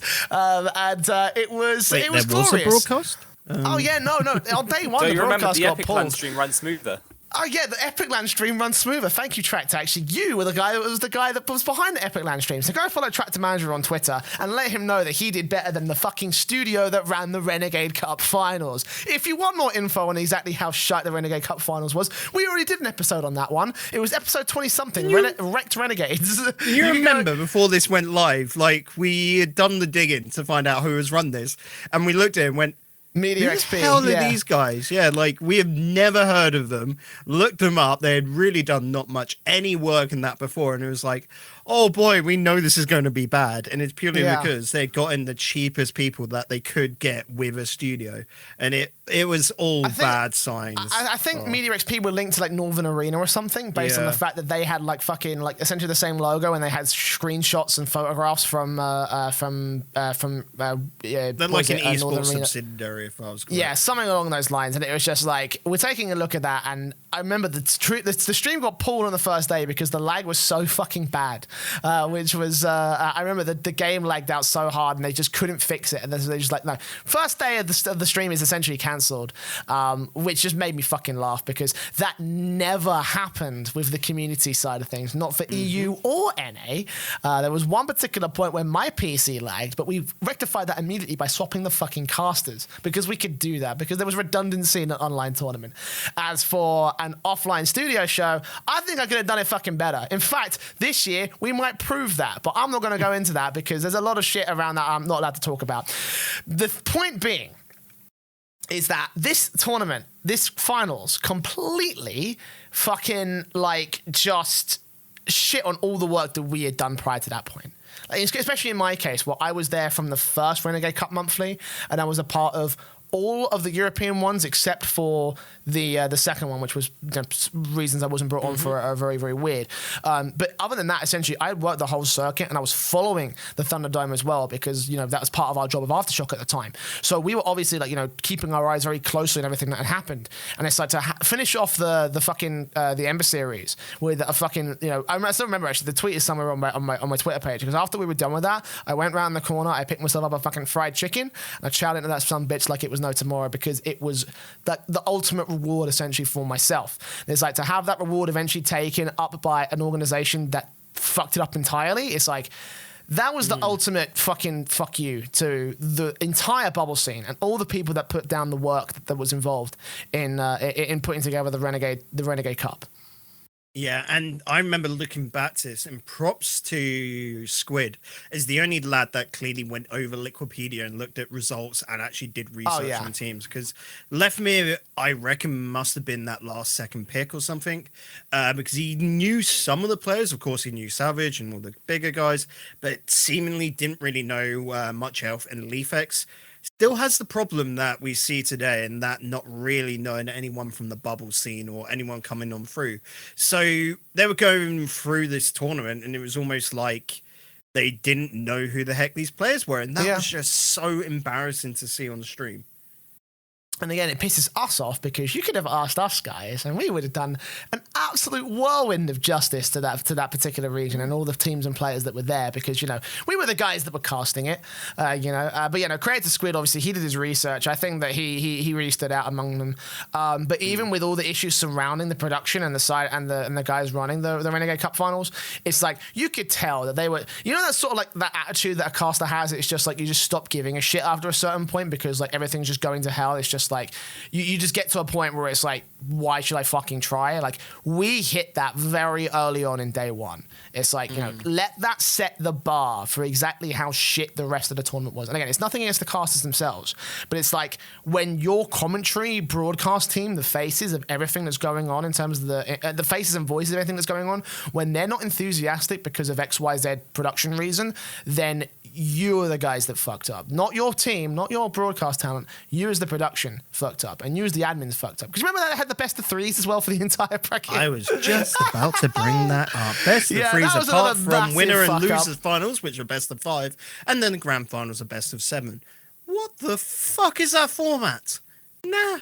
Because again, this did not have to be best of 3s, because in the time slot like that was provided, you could have done it best of 5s, but it's just that they wanted to get every single fucking game broadcasted, really, weren't it? And it's like, it at that point, weird. At that point, dedicate like a full weekend or something to it. Then they do this over the course of like, you know, 1 day or so. 2 days. Okay. Well, what you could have done is then brought on a second stream, Aftershock, and we would have done it for you pretty much free. Well, at this point, it had been Rival. Like, yeah, Rival's the second best thing I want to say. You know, no bias here. Not to toot your own horn because you need the work, but yes. well, here's the thing, right? You know, like if this thing goes to plan, then it'll be quite a fun little thing for Aftershock. But I'll talk about that later on down the road. Bottom line is that with the whole bracket and everything going on, like I think everybody that was involved in the Renegade Cup Finals was pissed. Us included. We were the most vocal people about it, to be honest, I think, Bacon. Obviously, again, that episode is still up there. I don't regret what I said. I think that it was very relevant because, like, we poured everything into making the Renegade Cup what it was for our side in the European scene, and just to have all that effort shit on, I'm still fucking salty about it. It's been a year already, and it's like, considering now that the fact that was the last big hurrah essentially for it's relevant bubble scene tournaments, like that makes it even worse essentially to me. Yeah, and one thing we have to remember as well, this was when Triple Trouble was reignited because Red Reserve went bankrupt. We have to remember that as well. That was a big story at the time because, of course, they had only been Red Reserve for 2 months, was it? And then had to be dropped. And that was a massive, fuck, at the time because you just felt like luck was never on Triple Trouble's side. And that wouldn't stop there, of course. Yeah, I mean, we'll go into that later on down the road, I think. But that was a weird one. And again, when you were looking at this and there were so few orgs, because even teams going by the name of like X Secret and that, it was just not a good time for the outlook of things, especially when this should have been on the up for Rocket League. Yeah, man, like I still remember this tournament so fucking relevant, and so many different pro players as well came out and said it was so shit. Like I remember Speed on his live stream was actually talking about a lot of the issues with the adminning side and how rules weren't applied to certain players when they really should have been, and how they had to essentially stall the countdown, which is another fucking thing. Which is we could go in about this for the whole fucking episode, which we already did at that point. So if you want to know more details, again, go seek out that episode. It's called Wrecked Renegades, which kind of highlights all the issues that we had. And you'll hear a much more passionate rant from me as it stands right now, considering everything we've seen in 2019. I've just grown numb to the concept of Psyonix ever supporting anything like that again. So there you go. Again, it fucking stings still because that was the last big sort of, bubble scene tournament circuit. And we can move on and talk about some other things that happened on in the year. In particular, the Dreamhack Pro Circuit. I still remember Bacon, actually. Do you remember earlier in the year when I was like, I don't think Dreamhack are coming back? And then this got announced 2 days after the fact. I think it may still be the top clip on the AfterShock Twitch channel of me saying I don't think Dreamhack are going to come back. And I think Tylacto at the time was in the chat just saying, hey, actually there'll be 4 events next year, and that's exactly what ended up happening because the Pro Circuit was a thing. And unlike the Renegade Cup Finals, this was actually really fucking good. Not only did we get some of the best teams in the world invited to the tournament and making it exactly what it was in terms of its prestige, we also got the opportunity to see some bubble level teams openly sign up, and rival series teams as well also openly sign up and get involved through the open 32 team system. And it's like this is an improvement on the Leipzig format that we saw from Dreamhack Open, because obviously that was a GSL system with an unlimited number of teams, whereas this was just limited to 32. And it got a lot of storylines coming out from the whole pro circuit. Just for Leipzig alone, we can obviously talk about the fact that it was Flipside Tactics' last LAN. We can talk about the rise of Echo Zulu and their sort of big performance to upset some of the biggest teams in the rival in the championship series at the time. The failing of various brands like Complexity, for example, TSM that also went out on day number 1.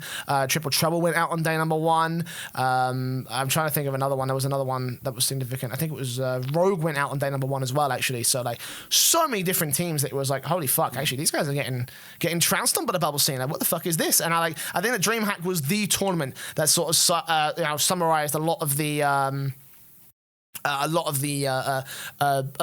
efforts of the bubble scene at the time.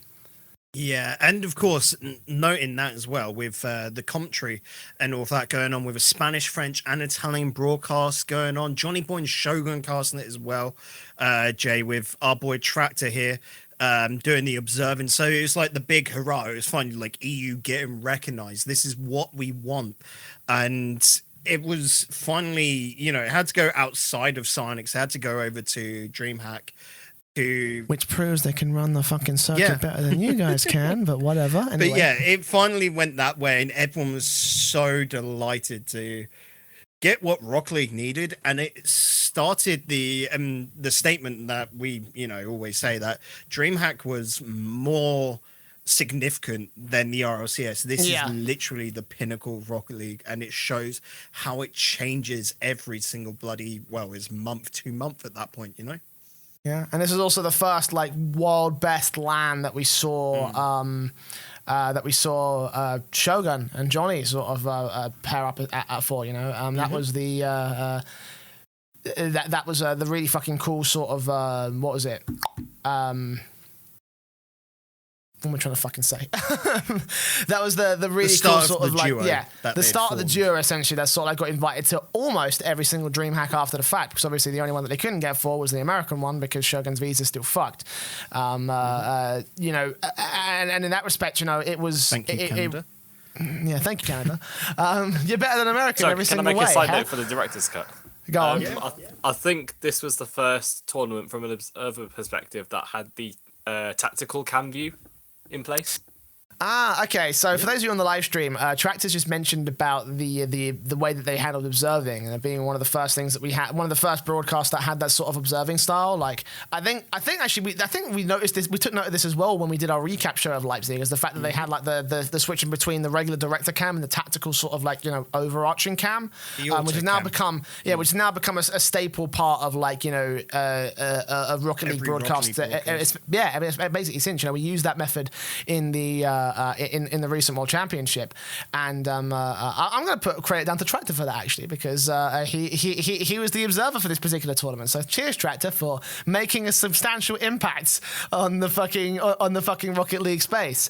And yes, obviously, Dreamhack Leipzig being just, I think, one of the better tournaments at the start of the year. You know. Yeah, this was the start of something special. After it, everyone was like, okay, we so badly want the next one, which would have been Dallas. And we had to wait until, Dallas was May, start of June, I can't remember. Yeah. But it was like a big gap, of course, because RLCS was in the way. But it was just there like, oh my God, this is epic. Because naturally, the previous year's one in Leipzig was great. And following it up with one next year later with Dignitas coming out, of course, on top of that one, was just absolutely awesome. And I think, was that Dignitas with Yukeo for the first time? I'm trying to remember off the top of my head. After, you know, K-Dop had gone over to Vitality, just doing a quick double check. Yes, it was. And K-Dop had just fit into... you know, Vitality. Everyone was like, oh my God, this is going to be crazy. We've got two awesome teams. No, because I think Yukeo was part of WSOE before that, actually. He had just joined for WSOE, but Vitality weren't there. But it was like, oh, this is awesome. Yeah. You know, I think a lot of the storylines that we could sort of like talk about were really fucking cool. This, I think, was the first big appearance of Veloce as well, which was the Flame Freaky Niels lineup. That close qualifier was nuts. Yeah, they came through a really tough close qualifier to get there, but I don't think they did too well, if I recall correctly. Yeah, they were out in day one because they lost to G2 and then Savage after the fact, which, to be fair, was a bit of a tough little bit of a draw, you know, to have like essentially what was one of the best teams in the world at the time with the big up and comers essentially was another sort of like tragic little storyline for Veloce. What was it? Complexity, obviously. They had made that roster move and then they brought Flakes on for this tournament. I don't know what you're talking about here with the closed qualifiers, because they were Team Secret at the time. And they got through in the lower bracket. The first appearance of Veloce in the LAN is what I'm saying, you know, because they were Team Secret at the time. Right, I get what you mean now. And Sorry, then, because I was talking about closed qualifiers and like they did fucking good in the closed qualifiers, but then LAN, they completed that trounced. And obviously, this was also the tournament where we saw Flakes also join Complexity in the closed qualifiers, and obviously that was the start of their fucking tear through things. This was his first LAN appearance, and especially after the Renegade Cup, where it was like, okay, what can Flakes do? And then a month later, he's part of Complexity on their first LAN outing of the year, and it's 6 hours before signups for the qualifiers. That's when Mognus had it was Mognus had messaged him and it was like, oh boy, that is lucky as fuck. Yeah, and I mean, obviously Complexity went on to have a really good time at this LAN up until they met Cloud9. Do you remember that? That didn't go too well for them. Oh, yes. They got 3-0'd out of the fucking competition, scored 3 goals in the whole series. It was not a pretty time to be a fucking Complexity fan. Oh no.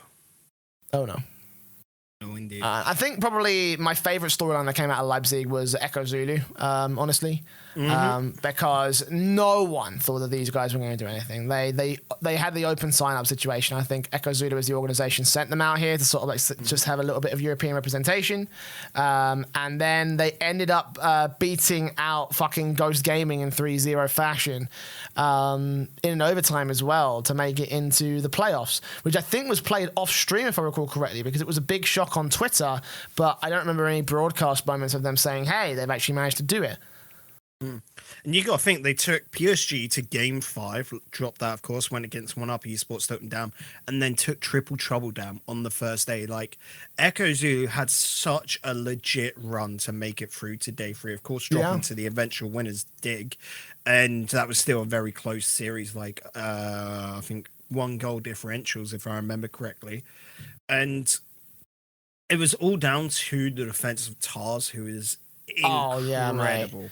It was that I think we still have, like, you know, goal movies or, like, you know, like edits of his fucking saves in the whole fucking on YouTube and shit, and you can find those floating around. He did some insane stuff, and I think Echo Zulu, they worked their asses off to get to this position here. So, and you got to remember Flipside Tactics coming into this as well.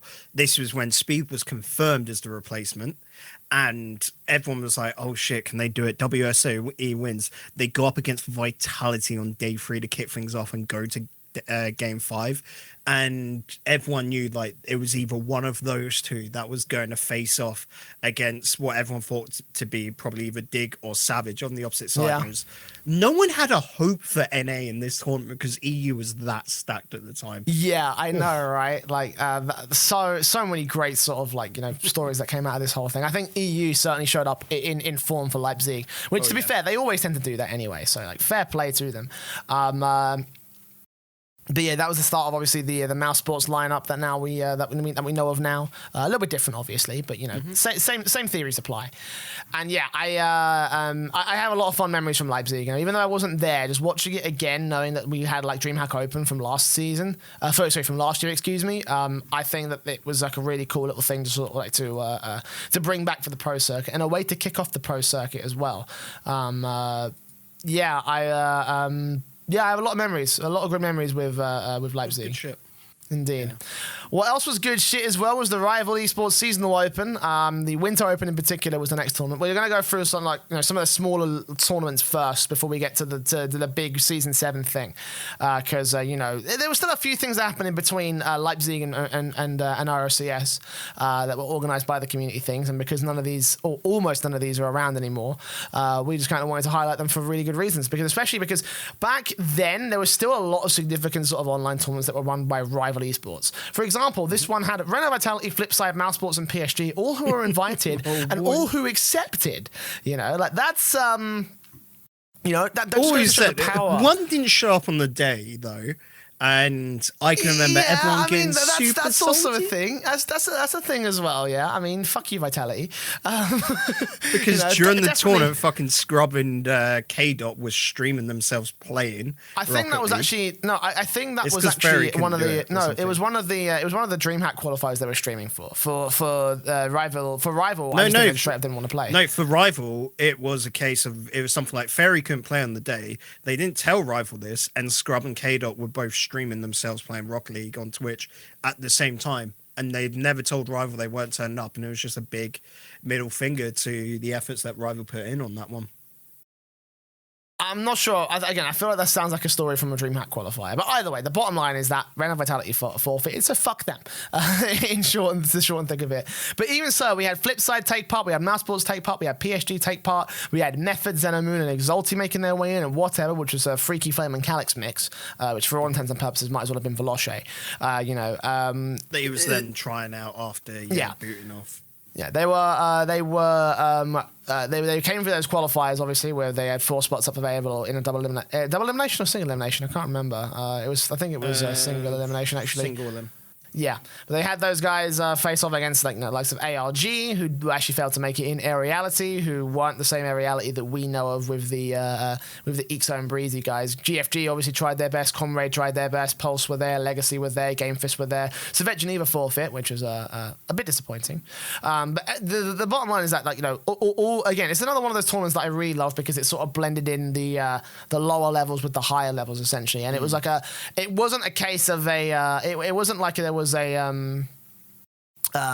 fucking you know, like a Renegade Cup where it was like, you know, some of the RLRS level teams that sort of blended in with the bubble scene. In this case, it was actually some bubble scene teams at the time that blended in with the championship series guys, you know, especially in the case of Zeno Moon, who, other than their Reno Vitality forfeit win, actually had some pretty legit results against Mousesports and Flipside, you know. And can we also note this would be the start of the partnership between Relate and Wave and Vert? Yep. That was there during the qualifiers. This is when they started really, because of course this had just been before the previous plans where they did trying together before getting the fix natural. They had Sharp in for that one. They didn't really go that far, but everyone remember if you like the community stuff anyway, the We Not Fit name. That was just quite funny. But yeah, like you're saying, this is such a good format to have the bubble scene be able to play up against the top talent that is the RLCS teams. Of course, the RLCS teams that accepted it. And generally at this point, it shows that even for this, if you give RLCS teams an instant invite to just an 8-team single elim, they'll still play it. We've been banging on about this, like, and this is why, like, sponsors want to get involved, and because you can tell them RLCS teams will play for a relatively low sum of money. Don't get me wrong, that $1,000 prize pool would probably have to be about like $3,000 to $5,000 these days. Yeah. But in the grand scheme of things, that's nothing. And you can see let's think about teams it like can this, come right? through. Let's think about this. $1,000 from one of the most prestigious community orgs that we have, and it's like, that's enough. Like, imagine what they could have done with $5,000, for example. You know, like, imagine what the Winter Opens and the Spring Opens and the Seasonal Opens as a whole could do with a $5,000 prize pool every you know, few months. Like, I think that would be a really awesome circuit. Even better if they could do it every single month of their own right. I don't know if that's even possible. Again, they're going to need a sponsor to jump in and sell it and try and do that. Even more so if we're able to get like a $10,000 like LAN finals, for example, which you know, beyond already sort of doing that with their online thing, but that's another talk. That's another topic for another day. Bottom line is that Winter Open was a really cool fucking event. I know that you did the main tournament. I did the fucking qualifiers for that one. It was really cool. They're a North American division as well, which NRG were able to win again with, you know, big invites coming in from the top end of the NA scene. But yeah, no, Winter Open, cool. I'd love to see it again. What I'd also love to see again, hopefully we should be able to see it again, is the Insomnia series, I-Series. Insomnia 64 in particular, which is my first Insomnia back in, like, I think a little over a year, actually, which I got the chance to do this one with the Counter-Strike tournament, so it was a lot of fucking fun, Bacon. Yeah, and that was you and John Allen doing that one, and this was like part of the, I want to say, the resurgence of Insomnia, where the UK community has really been getting into them once again. We'll go on to 65, of course, later, but it was also the big sort of hold of the Breezy Flick side. Breezy Flick, of course, being called that because of his little flick that came up. But Eekso and Breezy as such a clear, good duo. But then throw in Sebadan with experience there. And this was a trio that no one could topple. Yeah, absolutely. This was the, I mean, kind of jumping forward to the 65 thing. We'll talk about that in a bit more detail. Also, but I'm the just Breezy going to point out Ricardo Esports coming fourth, Mercy, Magu, and Banana Man. Is that how old the Ricardo meme is now? Like, yeah, I mean, it's one of Banana Man's fucking earliest like Twitch clips. It's still one of his most popular. You know, the whole like you got something that whole thing is still my favorite fucking thing that's come out of his channel, and that includes the Josefina stuff, right? But yeah, no, Breezy Flick. This was like, I think Sebadam's third Insomnia win back to back or something stupid like that. I can probably actually verify this real quick through Liquidpedia. Let's find out. Insomnia 59 was his first one. Yeah, 63, he won 64 and 65. So that was like his 3 back-to-back sort of win streak, but his 4th overall. So like he is the fucking king of the UK scene, apparently. And this sort of land proved it, you know. It was actually a really hard effort from Comrade Gaming. They did get swept out of those grand finals, but I remember saying that look, they got a lot of potential, these guys. You know, Cynical, Noah, Rottweiler, they look pretty good, and I think a lot of them have gone on to do some good things in the UK scene as well, including, I think, potentially, I think one of these guys is making a run in the Rival Series qualifiers next season.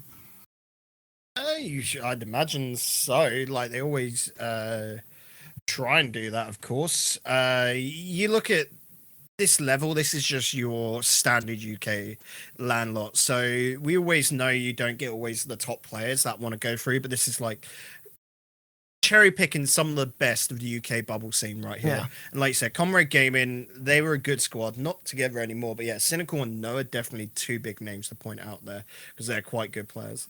Another thing I also want to point out as well is if you go back and watch the VODs, if you can find them from I-65 and I-64, you can see the level of love that the I-Series production team have put into making the tournament happen. Possibly not from the main tournament itself, because they tried a new sort of format with the way that things work in terms of like the BYOC streams. But the finals especially, like, this is what independent tournament organizers can do, you know, without Psyonix's overarching sort of fucking restriction. And it's like, these are guys working within the means of within the means of an overarching sort of sponsor in the game, game digital sort of like, you know, umbrella, as well as also having, you know, to stay within the $5,000 prize sort of like restriction. That's why the maximum prize for Insomnia is £3,500. But you take a look at what they've been able to do with a tournament like that, and it's like, holy fuck, these guys are doing an awesome little job. It's, if only we could remove some of those restrictions, you know, to the likes of the Insomnias of the world and the other tournaments that we have that are trying to go massive and trying to do something really big with it. And it's like, well, you know, Insomnia is, I think, the perfect sort of example of what one can do if, you know, within our own means, sure, but it's like, you know, it's a proof of the potential of what you could do without those limitations in place. But another tournament I want to talk about as well that I've managed to work within their means pretty well up until recently is the Baltic Esports League guys. Our friends way over in the east of Europe, who are pretty fucking legit. You know, this tournament, I don't think we talked about it too much. We kind of left it to its own sort of like devices because we didn't really want to cover it too much. Because the finals ever, yeah, we talked about the finals for a little bit. The regular season and of course the actual grand finals themselves were actually pretty impressive. I really liked what they did with the staging of that particular finals in I think it was Riga, Latvia. And again, you know, sort of like, you know, talking about the Baltic scene as a whole, it was one of those regions that I think it got the appropriate support. Potentially, could have produced some pretty decent players. Yeah, you look in, like, the big ones, of course, where the professional ball chasers coming out on top. Trex, you remember, like, playing back in the season, but the thing is that esports isn't massive over in Eastern Europe way. Well, at least Rocket League isn't. Like, you can say, like, League of Legends and Counter-Strike are a little bit bigger, but even then, they're not major players, are they, Jay? It's just not that sort of scene over there. But Rocket League coming through with very, very solid performance here. It was good fun to watch. Loving that the company and the BESL lot were trying to bring this all forward. And, you know, they had got some decent sponsors here, you know, with Samsung, Acer, and that lot coming through. There was definitely a want for this, and they were trying to put all their gusto in, but unfortunately just didn't get the viewership results out of it in the end, because they were pushing big with Rocket League here. Yeah, they really wanted Rocket League to work out. And I think in terms of the product that they actually made, it worked really, really well. I don't think the sponsors would have been happy with those numbers, considering the level of sponsors that they actually had. But even so, you know, like, I think that BESL was a really big success in Season 3 and in Season 4. Season 3 stood out to me more likely because they had that incredible finish on the Wii versus the Professional Ball Chasers match, in which I think it was Why Not Party scored like a zero-angle ceiling shot, which pinched off the crossbar. I think it made it to the front page of the subreddit. In overtime as well. In overtime, yeah. It was like a scene out of fucking RLCS, essentially. Like, it was really fucking cool. And I enjoyed it a lot. You know, I think most of the people that I think know a lot Jam of and people I really enjoyed it. yeah, and a lot of people that I sort of like, spoke to really enjoyed it. Jam and I really obviously were casting the damn thing, and they loved it as well. Again, I feel like it was such a really cool product that the Baltic guys put on, and it's just such a shame that it's not coming back. Essentially, I think, which we'll talk in more details about that when it comes to season 4 when we have that on the list later on down the road. Unless you took it out, maybe. I don't really fucking know. Either way, we are like well over time, Bacon. So I kind of want to start rocketing through a few more of these tournaments. So we'll move on from BESL. Skim them a little bit more. Talk about the Championship Series. A lot of Season 7 in particular for the Championship Series. A lot of stories came out of this particular season. In particular, I think 2 of the highlights for me were obviously FC Barcelona and Triple Treble promoting to the LAN finals after they had just promoted from the rival series, becoming the first 2 teams to ever do so, which was it was pretty fucking ballsy, It definitely was. Like, the whole league play was so nuts. Like, you look at how it all stacked out. Bottom 2 teams, everyone knew Mousesports was going to be there, but the Bricks, flip-side tactic coming into this, you would have never thought would be in that sort of case, especially when this roster was just absolutely performing nuts previously, Jay. With WSOE, Dreamhack behind them, they just completely dropped off the radar. And this as well was the starting signs of TSM not being what everyone would have thought it would have been. This was really the proof in the pudding. But Barca being the absolute wrecking ball that they were, Devo, Bluey, and Alpha coming on through. Of course, Triple Trouble being the clutch kings. It was crazy. Dig, unfortunately, not doing as great as what you'd thought because they just done excellent, at Dreamhack. But Vitality, everyone knew this was the team brought together to be the dominant force, and they showed that in league play with, if I am correct, 6-1. I thought it was 7-0. Who did they drop to? They dropped to Triple Trouble, actually, which showed a lot of potential in that particular roster was very much there, essentially, even though they were only ranking in sort of the middle area and in 3rd and 4th, where at that point you have to play in the regional championships to make it in at the time. I think you still do, actually, now with the same current formats systems. now, yeah. Yeah. I think this was the first time actually we saw that weird double elimination bracket come in. Which, Sonics love their wacky little formats, but bottom line being is that, they were a powerful force to be reckoned with, and they won the regionals, and in the end, they went on to win the whole fucking thing. That was a very fun LAN to watch from my perspective. Obviously, with G2 being the favorites in the North American in the North American World Championship, but Renegade Vitality were the ones that overall trumped them with what was a pretty good series. I think there was the 0-second overtime. The 0-second goal to turn into overtime in game 1, which really highlighted exactly what we were hoping for out of the Renegade Vitality G2 series. But I think a lot of the things that stood out to me about the World Championship as a whole was a lot of the background stuff. The format is something that's been memed to fucking death, for example. That group stage still sticks out to me like a sore thumb on this fucking Wikipedia page.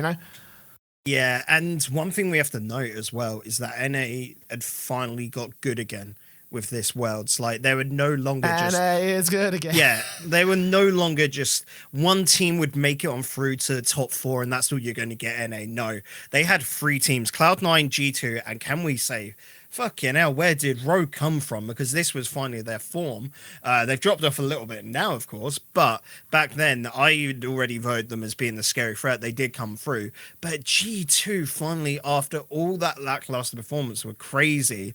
But Vitality, who had such a lackluster day 1 and 2, came into day 3 with massive dick energy, just slapped everyone about, only dropped 2 games in the last day. That is nuts. Yeah, absolutely.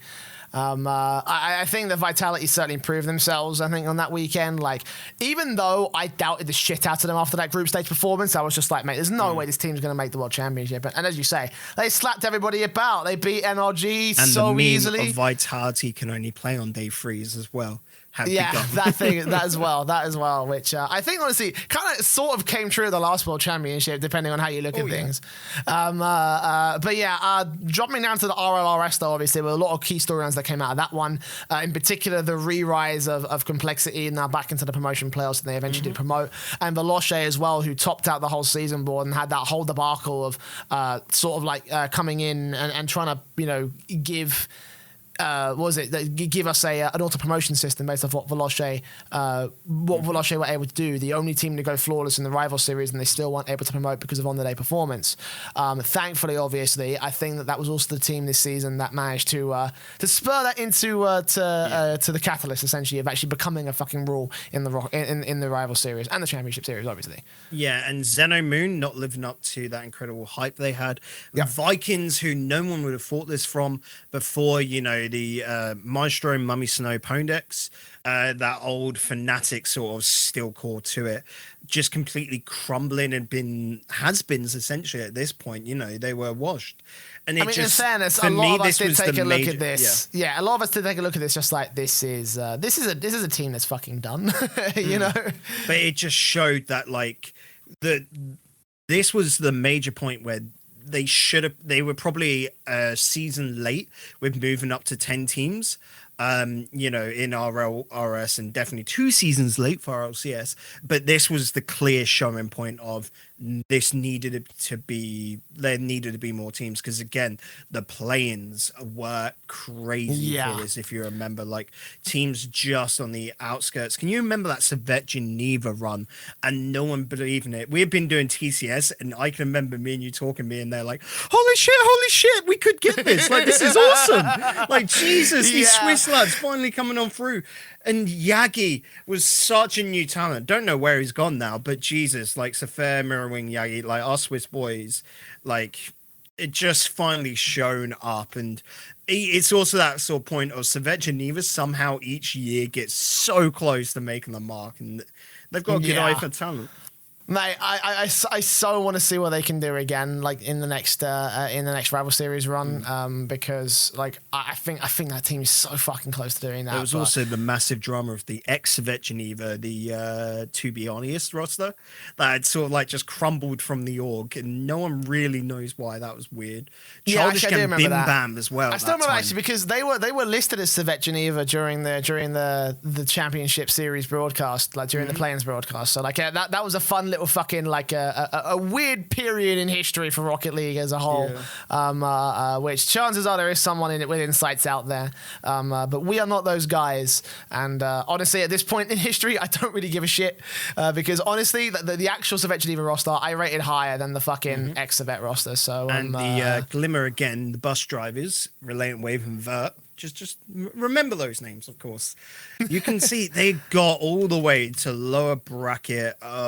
Loses round 5, which is two. There were 2 wins or 3 wins, I can't remember, off of making it through. They had got far, but they just weren't there yet, which is always quite crazy.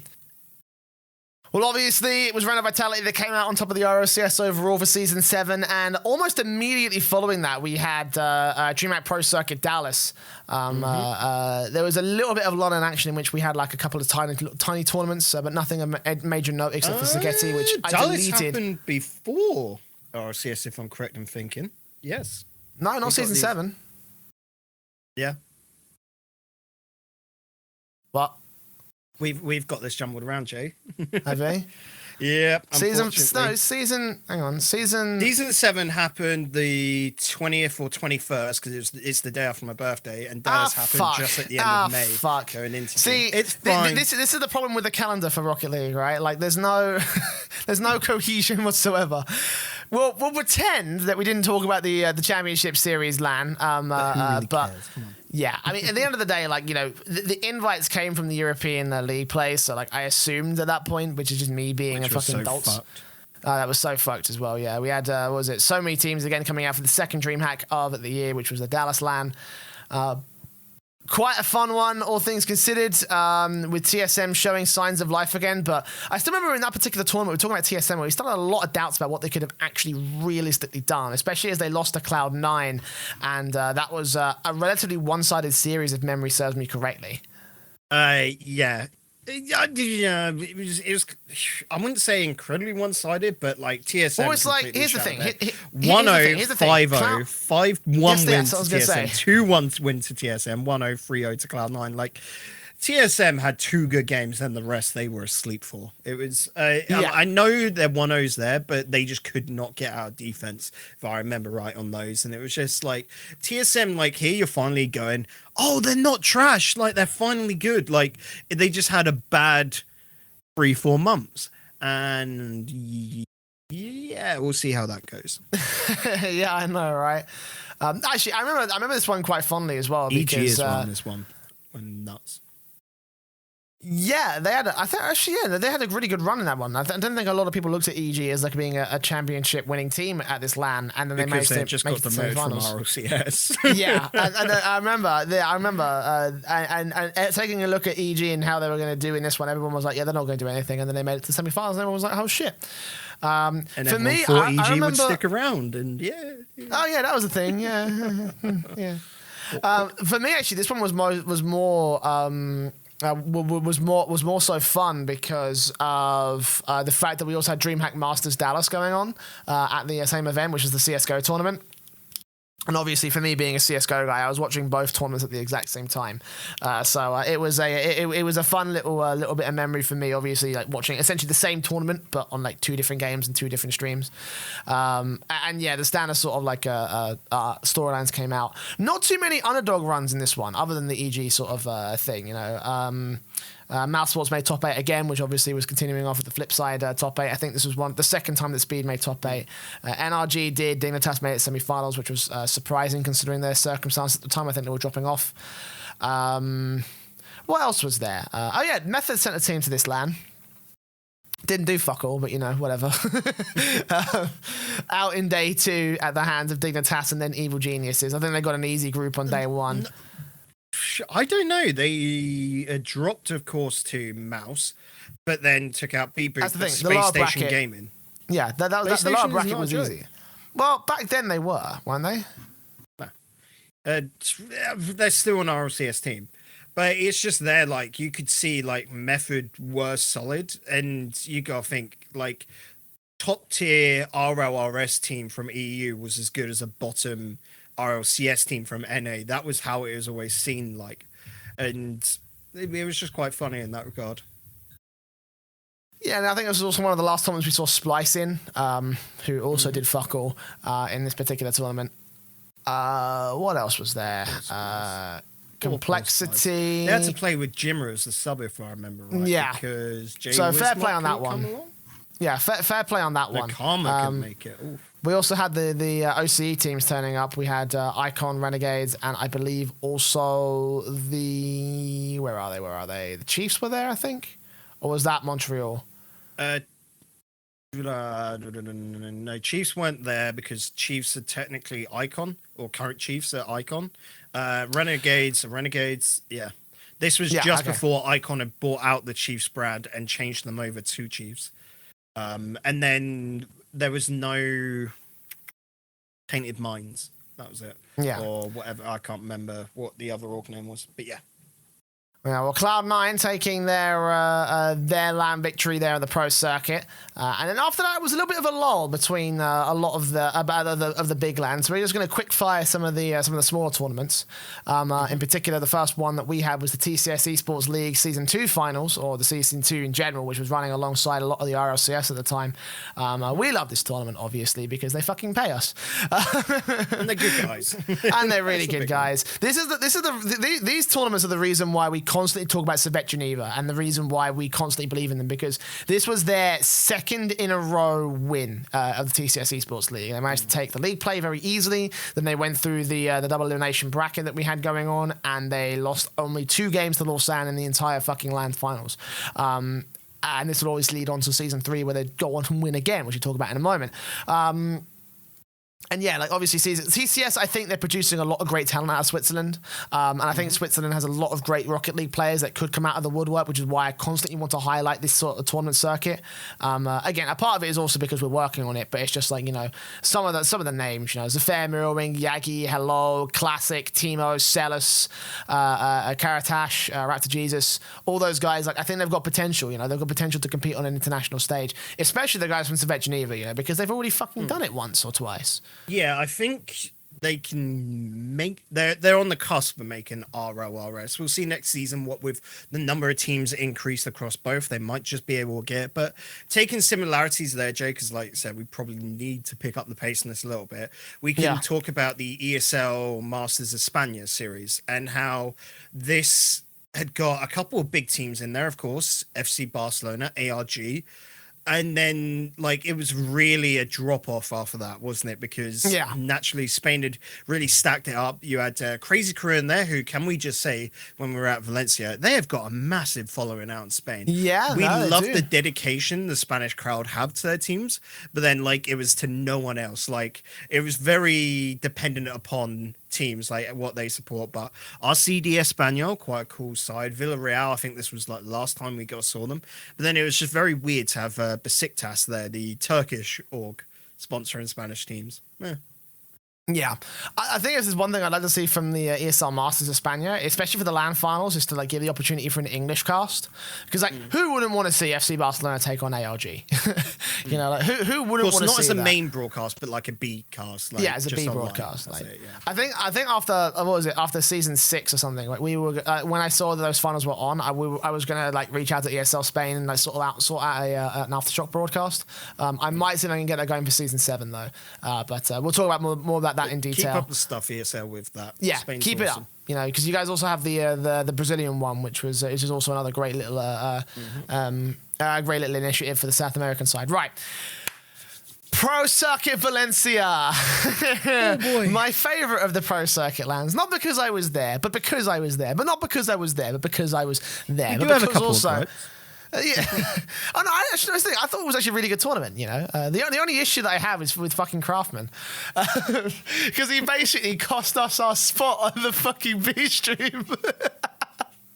Do you remember that? We were being asked by Dreamhack. They were like, hey, are you guys going to be at the LAN? It was like, yeah, we are. And it was like, oh, because we want to get you on for a remote stream. I'm just like, oh, fuck me. I've already booked my tickets and flights. And it was from that day that we promised never to go that was like to a Dreamhack event again. Yeah, 4 or 5 days before the actual event that they were asking I was us being for asked from a few weeks prior, actually. Oh, we got asked that if we were going to be there and told them, yes, we're going to be there, but never had anything concrete, like no contracts and that. Yeah, everything was solidified a couple of days before the actual event, obviously, which is the way that esports events go as a whole. I think with that as well, they had asked Stumpy and Cole. Cole had a like charity marathon to run, so they had to bring in Doomsday afterwards, and it was just like so basically the whole thing was the whole thing was a shit show because of Craftman, because he was the guy that came up with the idea to have us all go to Valencia, which admittedly was a fun little fucking time. And try and strong arm them into doing a like thing because we'd all be there. It was quite funny. Yeah, I know, right? But, you know, the return of Shogun and Johnny, obviously. James and the Cheese were there. Gibbs, Turtle, Dreadnought, all the same sort of commentary team that we expect out of the Dreamhack Pro Circuit. Dreamhack crew by this point. Yeah, and the what was it? The remote stream as well for Stumpy and Doomsday, which we also thought was a real big shit show because it was using vMix, and we know how vMix likes to handle video is not the best way for doing a sports broadcast. Can we please sort that out for next time, Dreamhack? If you guys are going to come back in the second half of the year like you're rumored to. Again, hit me up at Aftershock. I got some interesting shit planned, and it'll be a lot of fun. But yeah, this was the land that PSG won, and this is the start of the PSG or reciprocity sort of fucking steamroll. This is also the event that I found out that, funny enough, PSG were dropping this roster. When I heard from sources close to the PSG camp at the time, and this was actually at Valencia as well. So yeah, PSG managing to drop their roster and then their roster actually winning the fucking LAN event. Like it couldn't have worked more perfectly. Couldn't have worked more perfectly. It was fantastic. That and Turbo playing for the River Rats because he had just been dropped himself, and it was like really, really just that was the moment where you knew like, oh shit, Turbo can work on any bloody team. Yeah, which is scary. And that was the point. That was the point at which everyone was like, "Turbo's going to North America. Turbo's going to North America." No, he's not going to North America. NRG? Okay, yeah, he's going to North America, boys. That was fucking. Oh man, that was so much. That was a shit show. I remember seeing that. Like, just like this is the end of it, guys. Like you realize that we've lost Europe's greatest asset now, thanks to this fucking mixed team, essentially. And that's why. Retiring. Oh yeah, Fireburner retiring. Would happen. Like why? It made no sense. Why would you retire? So basically, the entire of NRG's fucking world's victory was set in motion at Dreamhack Valencia, for all intents and purposes, because Turbo Pulsar got his taste of doing North America, of North American Rocket League. NRG had their great retirement. And that obviously opened up the opportunity for Turbo to slip his way into NRG. And there's also a good shout to make that he probably intimated that to the NRG guys at Valencia as well, which is, again, all signs point to Valencia being the start of the NRG's fucking World Championship, which I'm happy to pedal. Can we talk about the bricks here as well, with the time that a lot had turned up to it, and actually they did fucking good as a whole unit, which was crazy. And Complexity finally showing up. We were a little bit worried about, them just getting promoted from RLRS, but this was finally Complexity looking really good in their final formation before shit hit the bed. It skipped right over the fans straight onto the sheets. Yeah, straight up. I think this is the tournament that sort of gave us the impression that this was Complexity season, essentially. The one that sort of like really proved that these guys are legit. We've seen a little bit from them out of the last pro circuit. We've seen a little bit from them online, obviously promoting to the RLCS. And obviously we took a look at them in this season, at this LAN, and we were like, yeah, okay, Complexity can fucking do it. A couple of my highlights as well from some of the lower levels, obviously, as you mentioned, was the Crazy Crew guys who had a really good fan base. They didn't make it too far, but they did manage to make some noise, and obviously making some noise was a lot of fun for us, obviously. Veloce also turned up to this tournament, and I think they just about missed out on day 3 when they lost to the Bricks themselves, actually. So Veloce, I remember we kept saying they kept drawing the short straw for a lot of these tournaments, and this was another short straw drawn in the context of the DreamHack Pro Circuit. Yeah, it was super unfortunate, but at the end of the day, we had PSG breaking the curse, and that was enough for anyone to be happy about, because for so long, they were always the online team, never the LAN, and they finally did it. And moving on from that, a little bit of a downer, I guess, would be the last of the rival seasonal tournaments. And the Summer Open, which, again, we saw some good stuff come out from with the Bricks, of course, being the easy favourites to win. But go on, Jay. Again, it's sort of like just like the fact that it was the last Rival Esports seasonal open, or the last Rival Esports $1,500 tournament, which makes me proud to be a part of it, obviously, because obviously me and you were commentating that second shift and doing those finals. But at the same time as well, like hindsight is 2020, and knowing that this would be the last tournament from Rival as an independent organizer.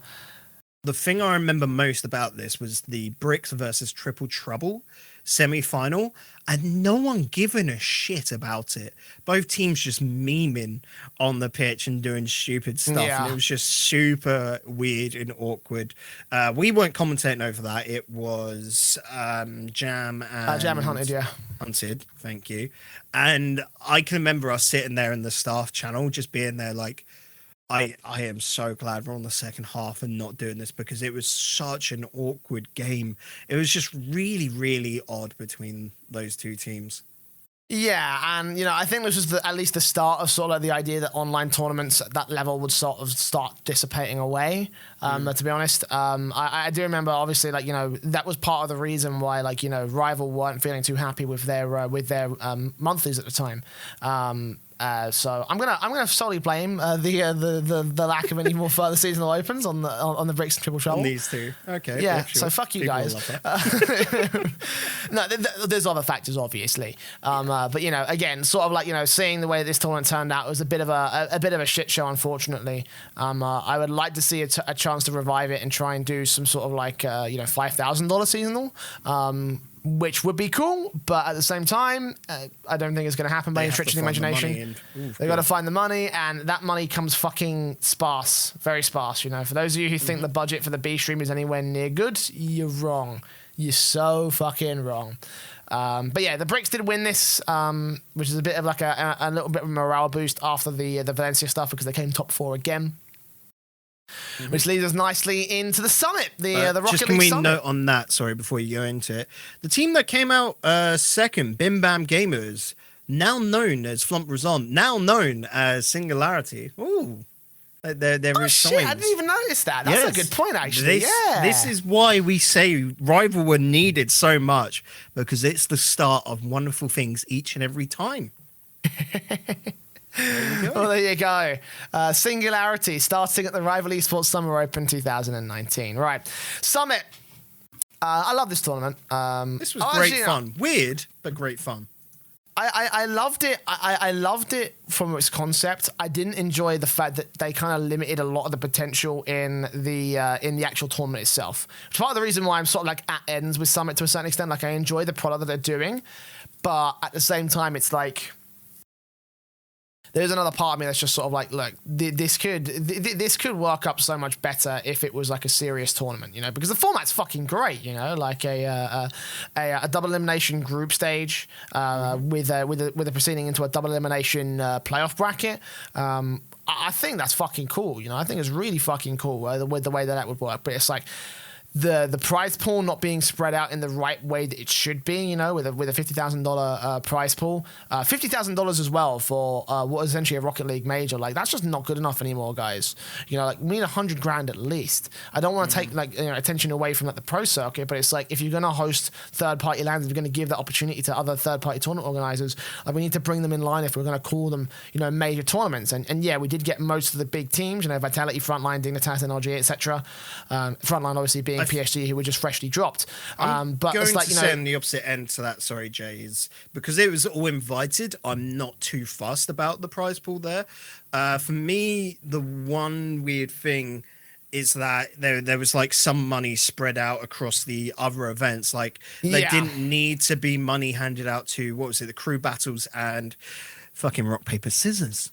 Like, that's was just weird. stupid. Why did anyone get money? So with all of that, yeah, I'm just looking now. There was some little money going about for the other ones, That's but the most lucrative rock paper the scissors. one thing that was so fucking weird for me, Jesus, Tractor with the rock paper scissors.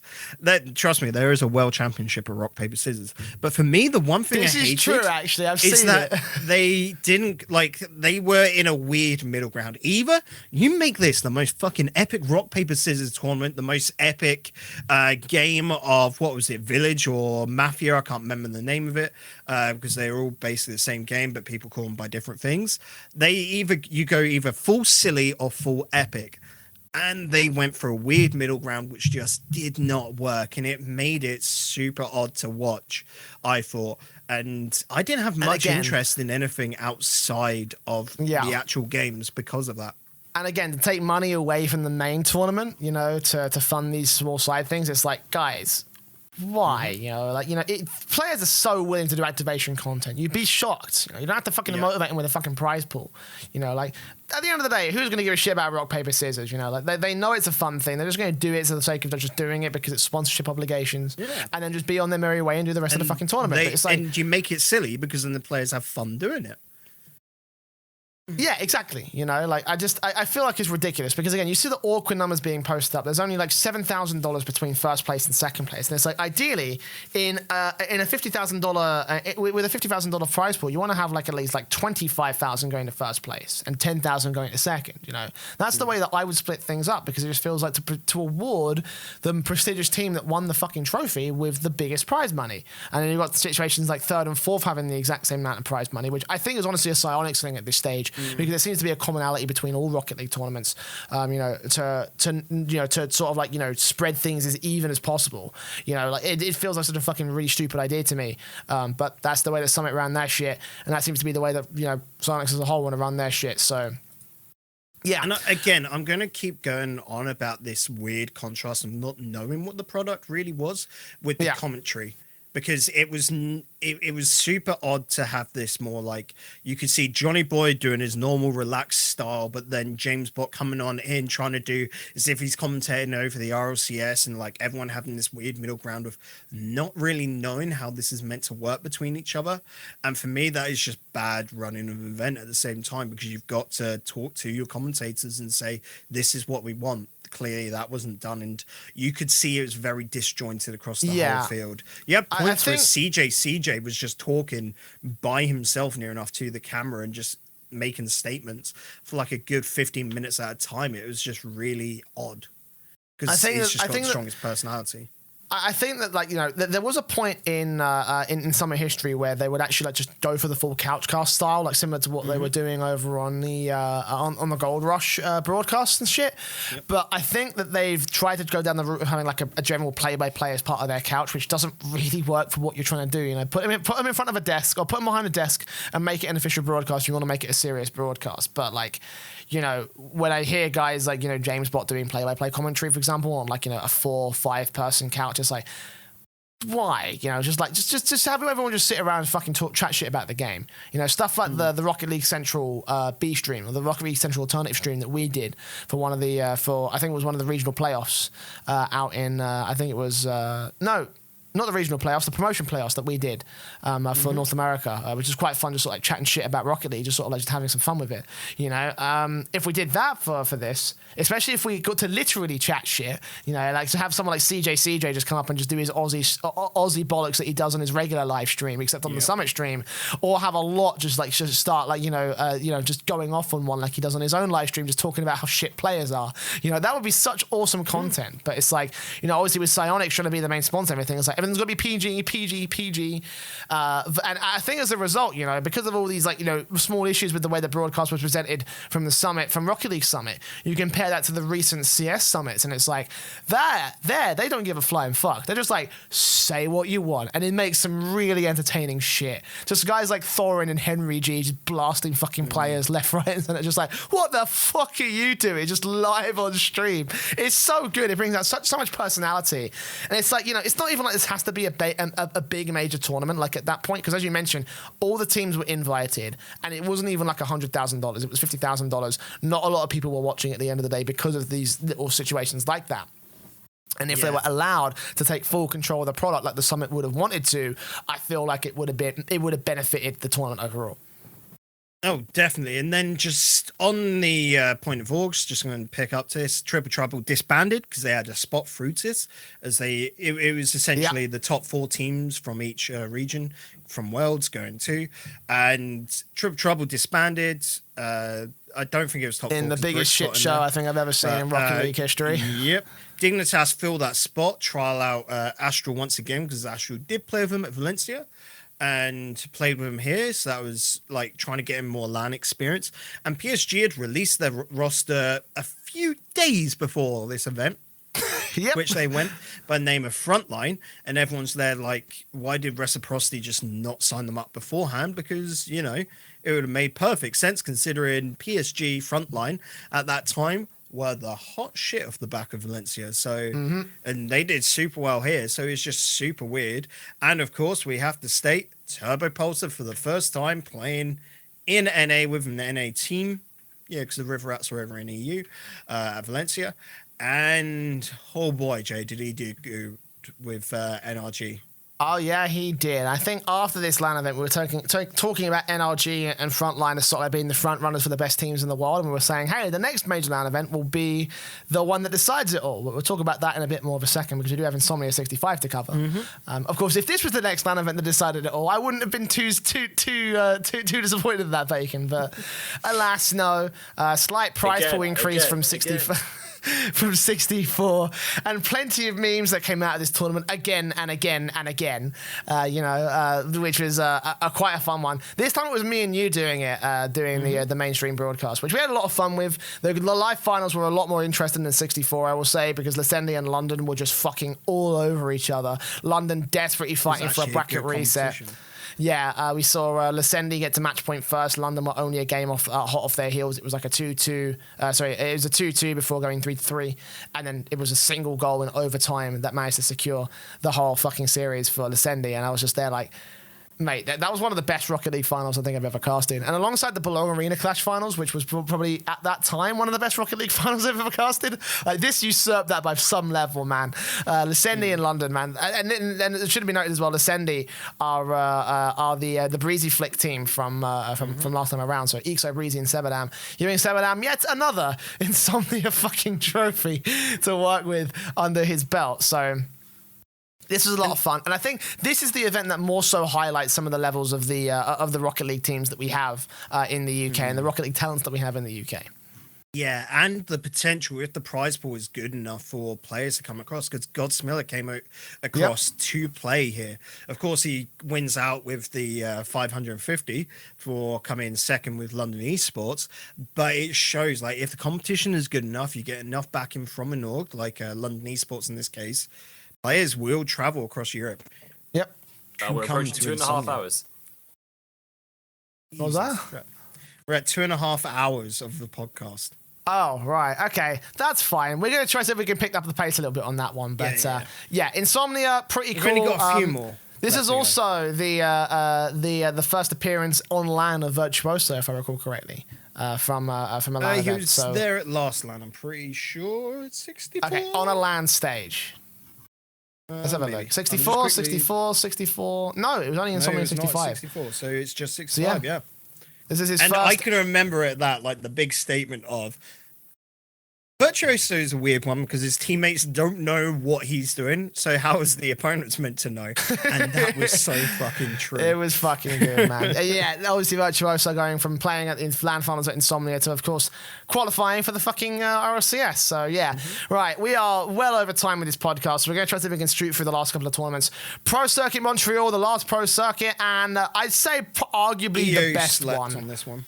No, this was the shittest. Really? One. EU had a poor performance. NA was really only Peeps, NRG, and G2. And fucking, it just showed that NA is, like, at that time was pretty bad because bloody GC Aura were able to just, like, sweep on through the now TSM squad. But still, it was just, But at least we had one NE show up. We had Asia finally recognized. Woo! Yeah, Asia finally recognized and knocked out in 2 fucking matches.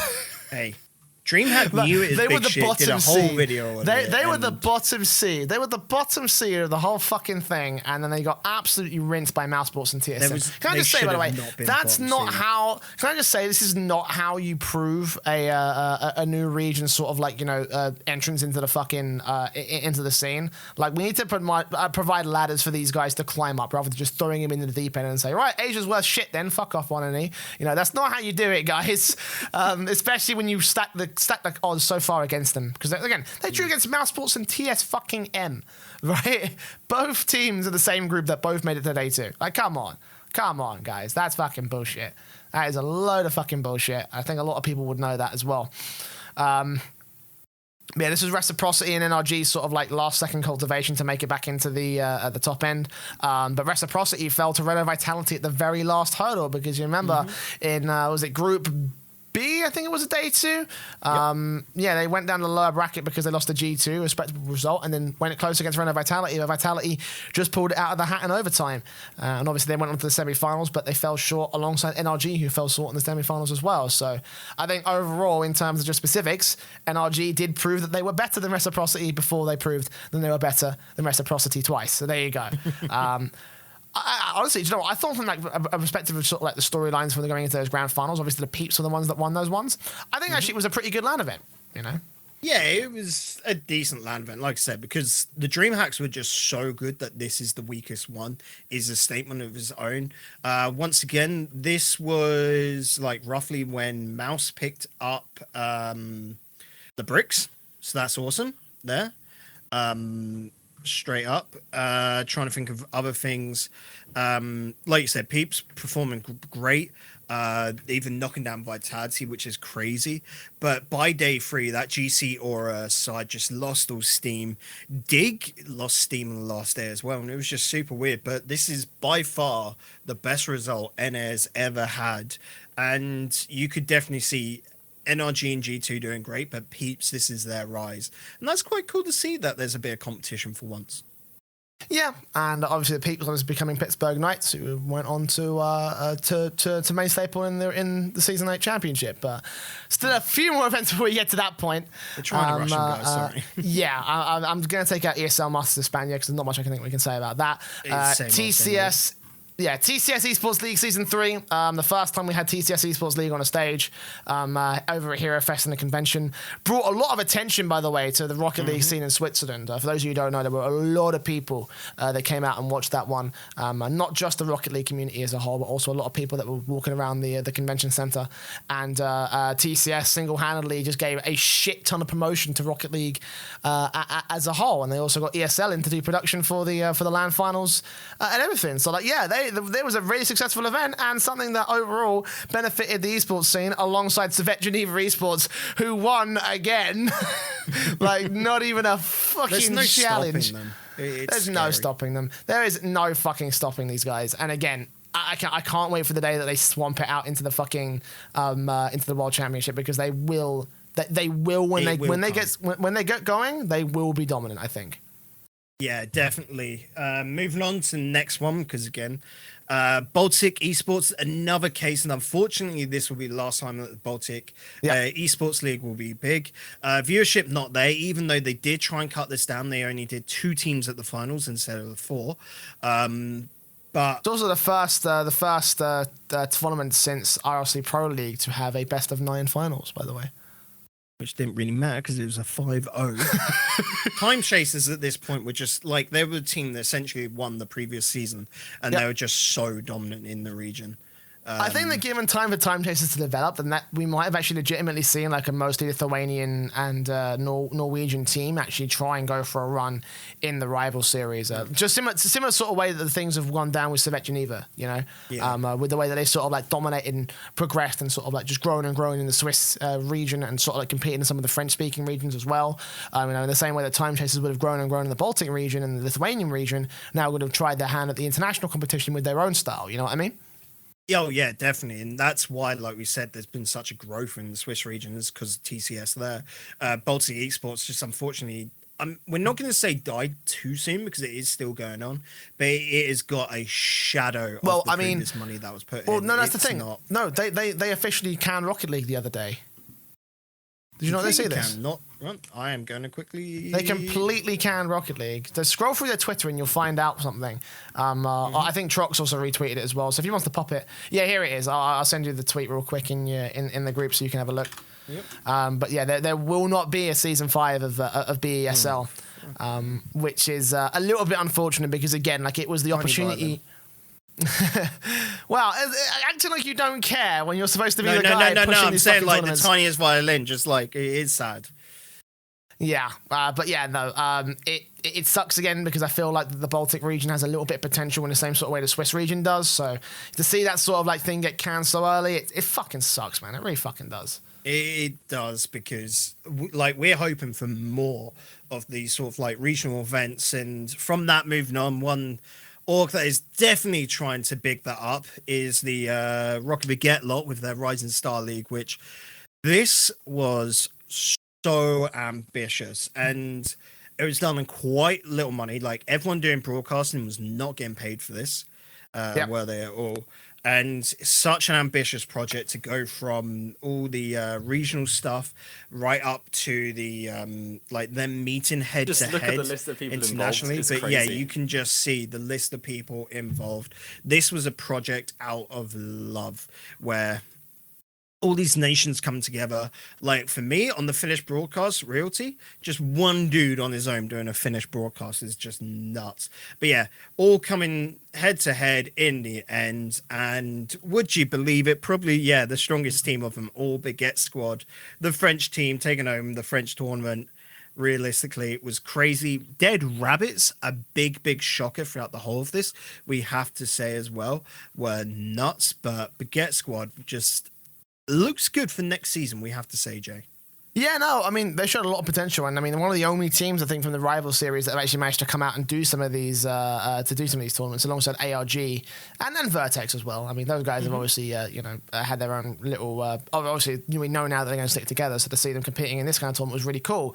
I feel like if we had a bit more funding for the circuit as a whole, that would have been really cool, because like the way that this whole thing worked, for those of you who don't know, is that this season for Superstar League, they actually got like different sort of tournaments that act as qualifiers for each region. So we had a UK and Ireland one, a Nordic one, a French one, a Spanish one for the Netherlands, one for Germany and Austria, one for Italy, and one for Portugal.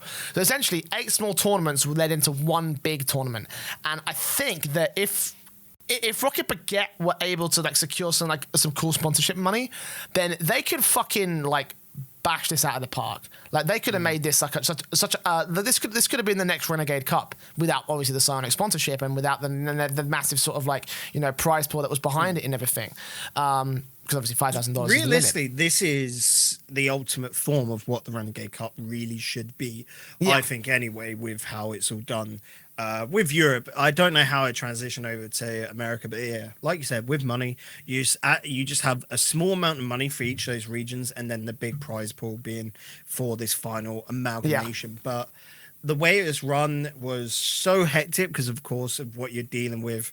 But just big props to Rocket Baguette lot for putting this together, because they're doing what Psyonix is not, and that is actually caring for the bubble and grassroots scene. And this amalgamation of the two, definitely, because it's finally a big enough and enough of a grind, enough practice for the bubble scene to actually get involved, even if the money is not there realistically.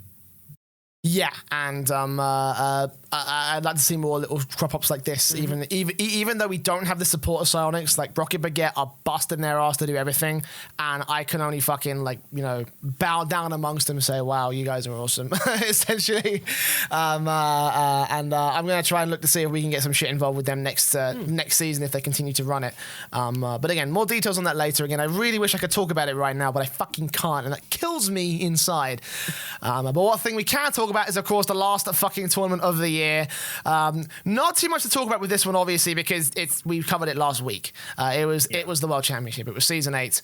The worst LAN event in terms of its logistical side of things, but in terms of like its general gameplay and storylines, it was a fucking brilliant one. It was a weird one in a lot of sense, because day 1 was cool. Day 2, apart from the NRG Renault Vitality game, was a complete and utter blunder, but day 3 delivered. And just, you have to look at Dignitas are back. That's why we were a little bit worried about the Yukeo move, and the same with Vitality, with maybe that move with Grub. But it was always known that NRG were coming in as probably a head above everyone else, the strongest team, and they proved that. But they got a run for their money by Vitality, the reigning champions, and it was such a good end to the year, of course, as well. And a great event in total with the little community. It was great fun to be there in Valencia. Like I said, the only problem comes to the venue itself, and really should have been planned out a lot better. But realistically, you've had the best viewership there's ever been for Rocket League online, and that just shows that it is ready to fucking blow up, and it just feels like Psyonix is the only thing holding it back.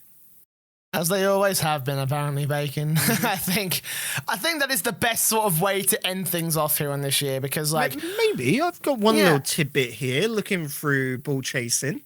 Oh no, he's found another fucking leak. I guess that Rizex lad leaving Vertex can see that he's currently scrimming alongside Demenza and Justice with their match against Polar, Rafa and Tadar. So, All right. Well, there you go. Bacon's found some little Rizex shit. might have found a new home, and that's not a bad home at all. I think we'll have to talk more about that in detail with all of the roster moves going into in a week's time or so. Whenever we go to cover the rival series qualifiers and in the big preview show that we do every time we go for the rival series qualifiers. But to be honest, I think that little statement that you mentioned earlier with the Rocket League is ready to pop off. It's just Psyonix that are keeping it held back. Like I have to say that probably might summarize this whole year. Because you can see, how all the community tournaments have sort of dropped off. The guys like Rival Esports that ran the big sort of bubble scene tournaments are no longer there. The Renegade Cup is no longer a thing. The only thing that remains is essentially TCS, Insomnia 64, and whatever shit that Rocket Baguette can throw together. And it's like, we've gone from having really big sort of like, prestigious tournaments like Gfinity Elite Series and, of course, Renegades from last year. And, of course, the Psyonix-sponsored community tournament organised tournaments like the Coliseum and the Rival 1K Cup and the Climb and the Rival Weeks and all those things. All of those, and the Play as well, which is something I forgot from Rocket Baguette. You've got so much things from 2018 that no longer exist in 2019. I feel like we've shrunk to critical mass this year, and it's like even despite all of that, Rocket League is still able to come up on top. It's like 2020 will be the pivotal year, I think, for Rocket League Esports. It's like if it doesn't blow up next year, I feel like it's not going to blow up at all because we've shown with the World Championships, with the pro circuits, with all the major lands that we've had, that there is genuine interest in top tier Rocket League, and we've shown with stuff like the Renegade Cup, with the Rising Stars, and with the various other community efforts down there. Dog with Hat. With Dog with Hat, there is also a large. I mean, Dog with Hat doesn't really apply to this particular point, but then with all the small tournaments we've seen going on from various independent organisers, we've shown that there is a genuine interest in lower level Rocket League as well. And it's like the only thing that's missing from all that is Psyonix's own investment in that. In blowing it the fuck up, opening up everything, and just allowing so much shit to get happening with the Rocket League scene as a whole. You know what I mean? Yeah, definitely agreed, and we've known that for the last, like we said, half year, where it's only coming into light just how much it's just become top heavy focused, and they're quite happy and content with what it is at now. But realistically, if they do that, the game will die out within, like you said, a year and a half, I reckon. There's so much interest across the world for this, but focusing just on yourself is the problem. You've got to open it up and look bigger than just yourself. And that's the thing. Like, Psyonix's attitude has always been, how can we benefit from this? Like, you don't benefit directly from esports, guys. Please put some investment in. You'll find the return later. You'll find the return through further interest in the game, through further Rocket Pass sales because people have watched the pros play and they want to do it themselves. You'll find it in in-game items for the teams being shown off. You'll find it in merch sales at the lands themselves. You'll find it in all these things that you're not putting in place because you don't see how you benefit directly from it. And it's like, guys, that's not how esports makes money. 2020 will be the pivotal year for Rocket League. If we cannot support a genuine and serious and expansive scene. And I'm not talking about EU Studio. I love an EU Studio, but it's like, if we can't support a scene which supports the bubble scene and the rival series and the championship series and outside tournaments with outside investment, we are not going to see Rocket League blow up. I'm calling it here. Unless something drastic changes in 2020, it's not going to happen, is what I'm going to say right here, Bacon. I know it's going to piss a lot of people off, but it's like, I've seen so much shit in esports these years, from Counter-Strike to PUBG to fucking Rocket League. I've seen the best of communities. I've seen the worst of communities. I've seen the best way to handle an esport. I've seen the worst way to handle an esport. Psyonix certainly falls into that latter category for me because, again, everyone said 2019 is going to be the year. 2019 is going to be the year. 2019 is going to be the year. It wasn't the year, guys. How many people are going to say 2020 is going to be the year? I'm going to say that 2020 has to be the year. That's where my stance is going to stand on this one. Oh, I definitely agree. It is that way. And it just hurts us that we're unsure whether it will work out. And it's scary, essentially, because naturally us as our jobs rely upon it. And going forward, a lot of players are also in that case. But I think we've banged on enough about it.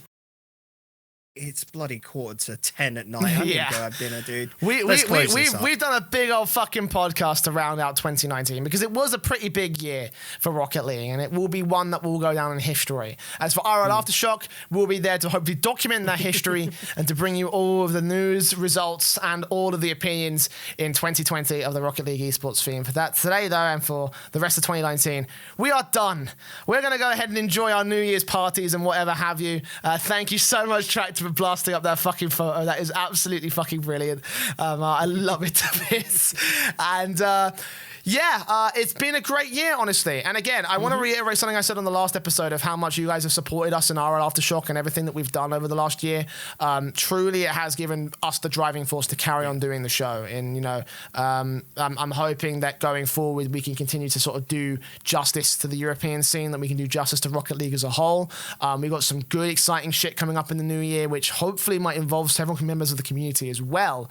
So you definitely want to keep your eyes on the Twitters at RLAfterShock, and of course in the Discord, which you can find from !Discord in the Twitch chat or in the video description and show notes of every single episode of the podcast. Otherwise, you can, of course, find the podcast on Twitch at twitch.tv/RLAfterShock or through the various audio distribution platforms, anchor.fm/RLAfterShock, to find your listings on Spotify, Google Podcasts, iTunes, TuneIn, and whatever, and 7 other platforms as well that you can go follow, or request your favorite platform if you can't find it yourself. And with that being said, the housekeeping is done, and we can end off for 2019 here on RLAfterShock. Bacon, are there any final words that you want to give on what has been a pivotal year for the game? Just the most important and final tournament of the year, Tournament with Hat, hosted by Rival Esports, has come to a conclusion. Fuck off! It's the Urban Layson who have won. That translates to it is up to you. I'm not letting you finish with this. I'm not letting you finish with this. Champions there, a 3-0 finish I'm not letting you against finish with this. Odes Shut up! Esports, which Shut was up! Safix and Kadev. Well done. I am It's not the letting you finish with Uberlayson, this. Shut the up! We're gonna crown go. champions Thank you very of much for 2v2 watching. We'll see you in 2020. in Rocket League. Piss Zedo off. and Scream Till are then, the pinnacle take care, memesters and we'll and see you are on the dogs with aftershock. hats. Bye bye. Bye bye.